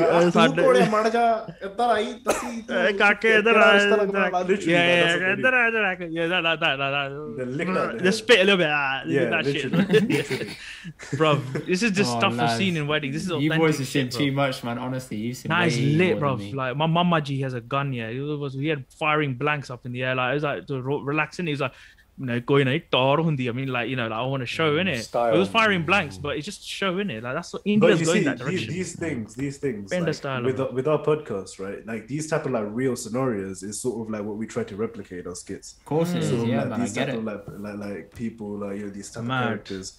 But yeah, no, it gets hard sometimes because we bloody put left, right, but you know, we have Indian sensible Mr. Karman. Bro, I have to censor some things, you know. You can't just, you know, put everything out there. It's too dangerous. You got jobs, you know, you got, you know, medical job. I get it. Listen, lads, I think we need to end the Senate because it's been a fucking good one. But equally, it's 11 o'clock and can't order Jana. Who's going to work tomorrow? I got a day off. Oh, you going to work? Oh yeah, Karan, I want to ask you something. Just quick. Go on. You need clout. Shoot. Oh, look, I'll shoot. So, say if, because you're a doctor, innit? You do work in a hospital and that, like A&E or whatever. So, say if, like, say if some sexy girl walks in, like, proper, like, you know what I mean? Into the hospital? No, into hospital, like, unu did that, you know? She start flirting with you, patient. In hospital, right? Yeah. No, but tanu go to be like the right? You're feeling a little bit as well, like, you know, like, damn, she's onto you. She's touching your daddy, like, you know, baby and that, you know, blondie. What would you do in that situation? Blondie. What would you do in that situation? Like, you know, if she's proper, like, yeah, like, what would you do? Are you saying it's very obvious? Yeah, she's playing, you know, toying with you. Then you just call it out. You say, look, this is inappropriate behavior. You obviously come with this medical condition. I'm here to treat you as a physician. Save her medical condition. She needs, you know, she needs science. You get a chaperone. And you're the doctor. You had the Hippocratic oath. Chaperone. Everything has to be documented. You must have a chaperone. So female chaperone will be brought also in. Threesome. This is Bainsainye, bro. You know what you just said? Yeah, this guy's like, we need to edit things out. We need to edit things out of the podcast. You know, we have. I got another one. I got another one. Go on. Right, say if someone, a banda walks in, No, don't cut me off. This has got science, banda, right, to the hospital, right? And it's very important stuff I'm talking about here. So his science is only this big, right? But anu kidda banai donda. Anu kidda banai donda. How science kidda banana? How do you explain that for the audio listeners, please? Thank you. For the medicine, like you got to look at you know, doctors do help right? How do you enlarge his science? Mandingo. Ilaj nahi hai. Photoshop hai. There's Photoshop.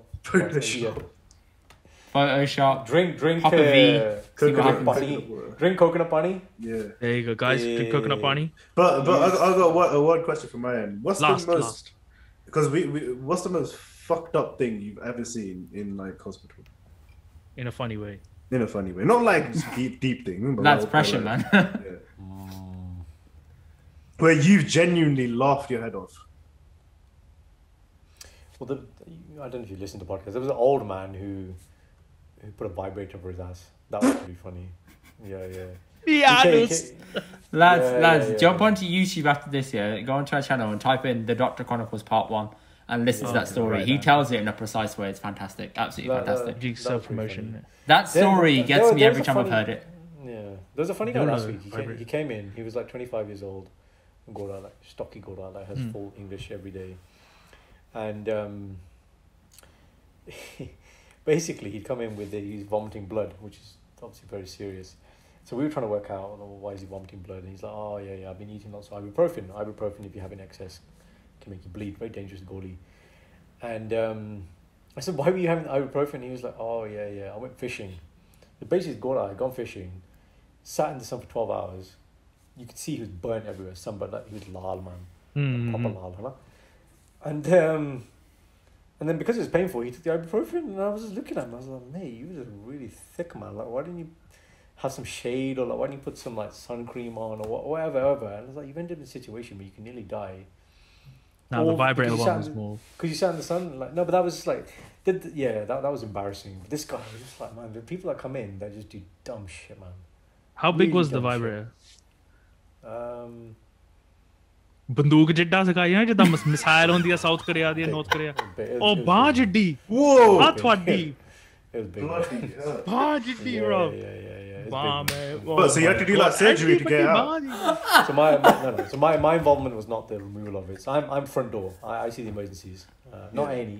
I see like other stuff, and he's not the extractor fan. Did you turn it on? Did you actually if you turned it on while inside, like playing toying with it? It was on. That's how we worked it out. We put the stethoscope. I put the stethoscope on his tid, and I could hear the vibration. I was like, "What the hell is vibrating in your tid, man? This doesn't make any sense." So we did the X-ray, and then this big chitty cheese was there. And I was like, "Oh, mate." And then the funniest part is when it came out. When it finally came out, it had a condom on it. I was like, "Why are you putting that on it? What the hell?" And then, the standard question, like, how did it happen? And he's like, oh, yeah, like, I fell on it, Too much fun. Fell on it. Always. Light bulb. This is the best bit. Don't delete this bit. I swear down. Listen. I've seen a light bulb up the arse. I've seen a toilet brush. Whatever. Light bulb. And you're like, Light bulb. Man. It's gonna crack. Yeah. And you ask this stuff like, it's like, how did it happen? Oh, I just fell on it. Like to land. Follow the light bulb. What is in the ceiling? Obviously, there's a there was a loose light bulb, but it was the other way. The bit you screw in, right? And it's screwed in his ass and he's sucking in. Do you know what I mean? But it's like, bro, like you need like, when the planes land and you have the guys with the thing, you need like proper coordination, man. Like this doesn't happen. Like Marcus, we have in Bangladesh, you have to hit your points, man. This doesn't happen by accident. Wait, toilet brush. You said toilet brush. Toilet brush. What else have I seen? Right, I've seen a guy put a battery up his own thing. Oh shit. Yeah, right. And the reason he did it is because he wanted to put his thing in another guy's thing. So he's widening his hole to receive or something like. It was just weird. Widening his shaft, basically. Karan, man, this is the most lit part of the episode, man. Yeah. You've actually won it. Yeah. Listener retention. Lads, is this. Bro, how do you put these fusion technique, yo. Karan, why were you giving the whole the whole story about sunburn, ibuprofen, bro? Get to the point about ramming bloody, you know what I mean? That's what else did I have? Oh man. Yeah, people swallow batteries all the time, man. There's one guy at prison. He just kept swallowing batteries. He enjoyed it because he knew he'd get out of hospital. He'd get out of prison. He'd come to hospital, and then we'd have to do X-rays every day to see coming down. See how it's going, how it's moving along. Yeah. And eventually. NHS free, isn't it? Free. Of course it is. Rob is free. Boss. Yeah. That's the issue. Rinse it out, you guys. Yeah, it's a great thing, man. The NHS. Wait, so like when it came out, did you have to do like a surgery to like close the anus or like? Anus. Yeah, like my the anus. Yeah. No, bro, that must be dangerous, bro. These things are really dangerous. People don't. You know what really scares me sometimes? It's the people don't appreciate the gravity of what they've done. Like paracetamol, you can buy paracetamol, but if you overdose on paracetamol, you can need a liver transplant. It's that serious. And people just do not understand that, man. Like I had a guy, 35 years old. He was an Asian guy. Just during a proper lockdown. I remember he was right in the corner of this bay, and he had like mental health problems. So he wasn't telling us that people. You think when people in hospital, you ask them why you're here and what's happened. They tell you the honest story. Sometimes they don't. This guy just never told us what happened, and we did his blood tests as you with everybody. And one of his liver markers, was a little bit high, and we were like, oh. Why is it high? And as part of that routine search, we do paracetamol levels. And the paracetamol level came back really high. So then we started him on the treatment. But the next day, one of the markers for how well the liver was working just went super high. To the point where he was like Homer Simpson yellow. We had to ring our regional centre and bang, like 35-year-old, next day, liver transplant. Like, this shit is dangerous, man. And when people do not understand the gravity of what they're doing, that really scares me, man. It's just like you just don't understand how close to death you are and have been, man. Damn. Yeah. Wild. I mean, last Friday I was with a dude, final thing for me, and he came in for, I think, he had chest pain, suspected heart attack. We did a scan and it showed what we call a dissection, which is like life-threatening. Basically, he had a ticking time bomb in his chest. And I spent all day with this guy trying to basically see if he's fit for surgery, to get him to a regional centre to have this fixed. Like a big operation takes like 24 hours. And at the end of it, I finished at 4 o'clock. About 3:30, the surgeon was like, he's not fit to have an operation. And that was probably, so I've been Dr. Nandi 10 years, probably the most difficult conversation I've had to have. So he's there, his family are there, and I'm basically saying, you're going to die, there's nothing we can do, and I can't tell you how quickly it's going to happen. But when it happens, it's going to be... Like that. What happened to him? Hang on. Why was he unfit for surgery? He had lots of other health conditions. You can't just have an operation, you have to be fit, otherwise you'll die in the operation. So 4 o'clock, right? So I left 4 o'clock to go to PT. I got PT at 4:30, got a message from my colleague, dead. I spent 9 hours with this guy, all day I was with him.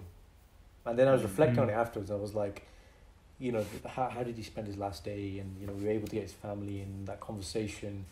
And it's things like that, man, where I realised that 99% of my job is how do I speak and communicate with people.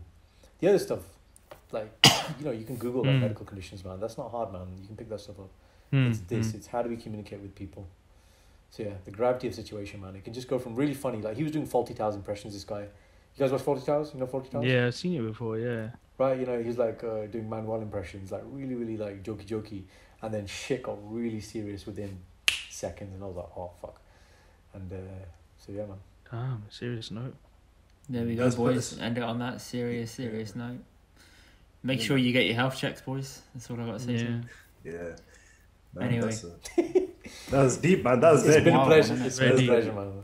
It's been a pleasure. This has been a great podcast, man. Honestly, cheers, boys. Appreciate you coming. Where are you guys from? So West London. Outside West London, like Surrey area. So. Oh, Surrey. Yeah. Okay, my sister's from Surrey. Yeah. How far are you from Thorpe Park? Not far. 30 minutes. I'm not far from Thorpe Park. That's it, man. I'm gonna see you boys, man. My sister's from Chertsey. That's not. That's close, man. That's not far. Oh, nice. Yeah. I'll be seeing you a lot there, man. I like your neck of the woods, man. Very nice. Balls are they? Very nice. Very nice. People are very nice. Cheers for that. Thanks for having us, guys. It means a lot, man. Nice man. Thank you, guys. You boys are hilarious, though. You crack me up. Cheers. Guys, please go and check out their podcast, the Bainsainye podcast. Spell it, please. One of you. Wait, do we do the Bainsain? What is it? Y-N-E? Yeah, what? I can't remember, bro. Many bro. There you go. Whatever it is, type right? Tag it, and it will appear. Check them all out. They've done many non-PC friendly interviews with many people. A mix, man. It's a mix. It's a mix of people, man. Honestly, just check them out and you'll see what I mean. So, everyone, thank you for listening. If you made it this far, please drop us a message on your thoughts, any feedback. Please share this with other people, and we will hopefully catch you guys soon. Cheers, boys. Chat soon. Cheers.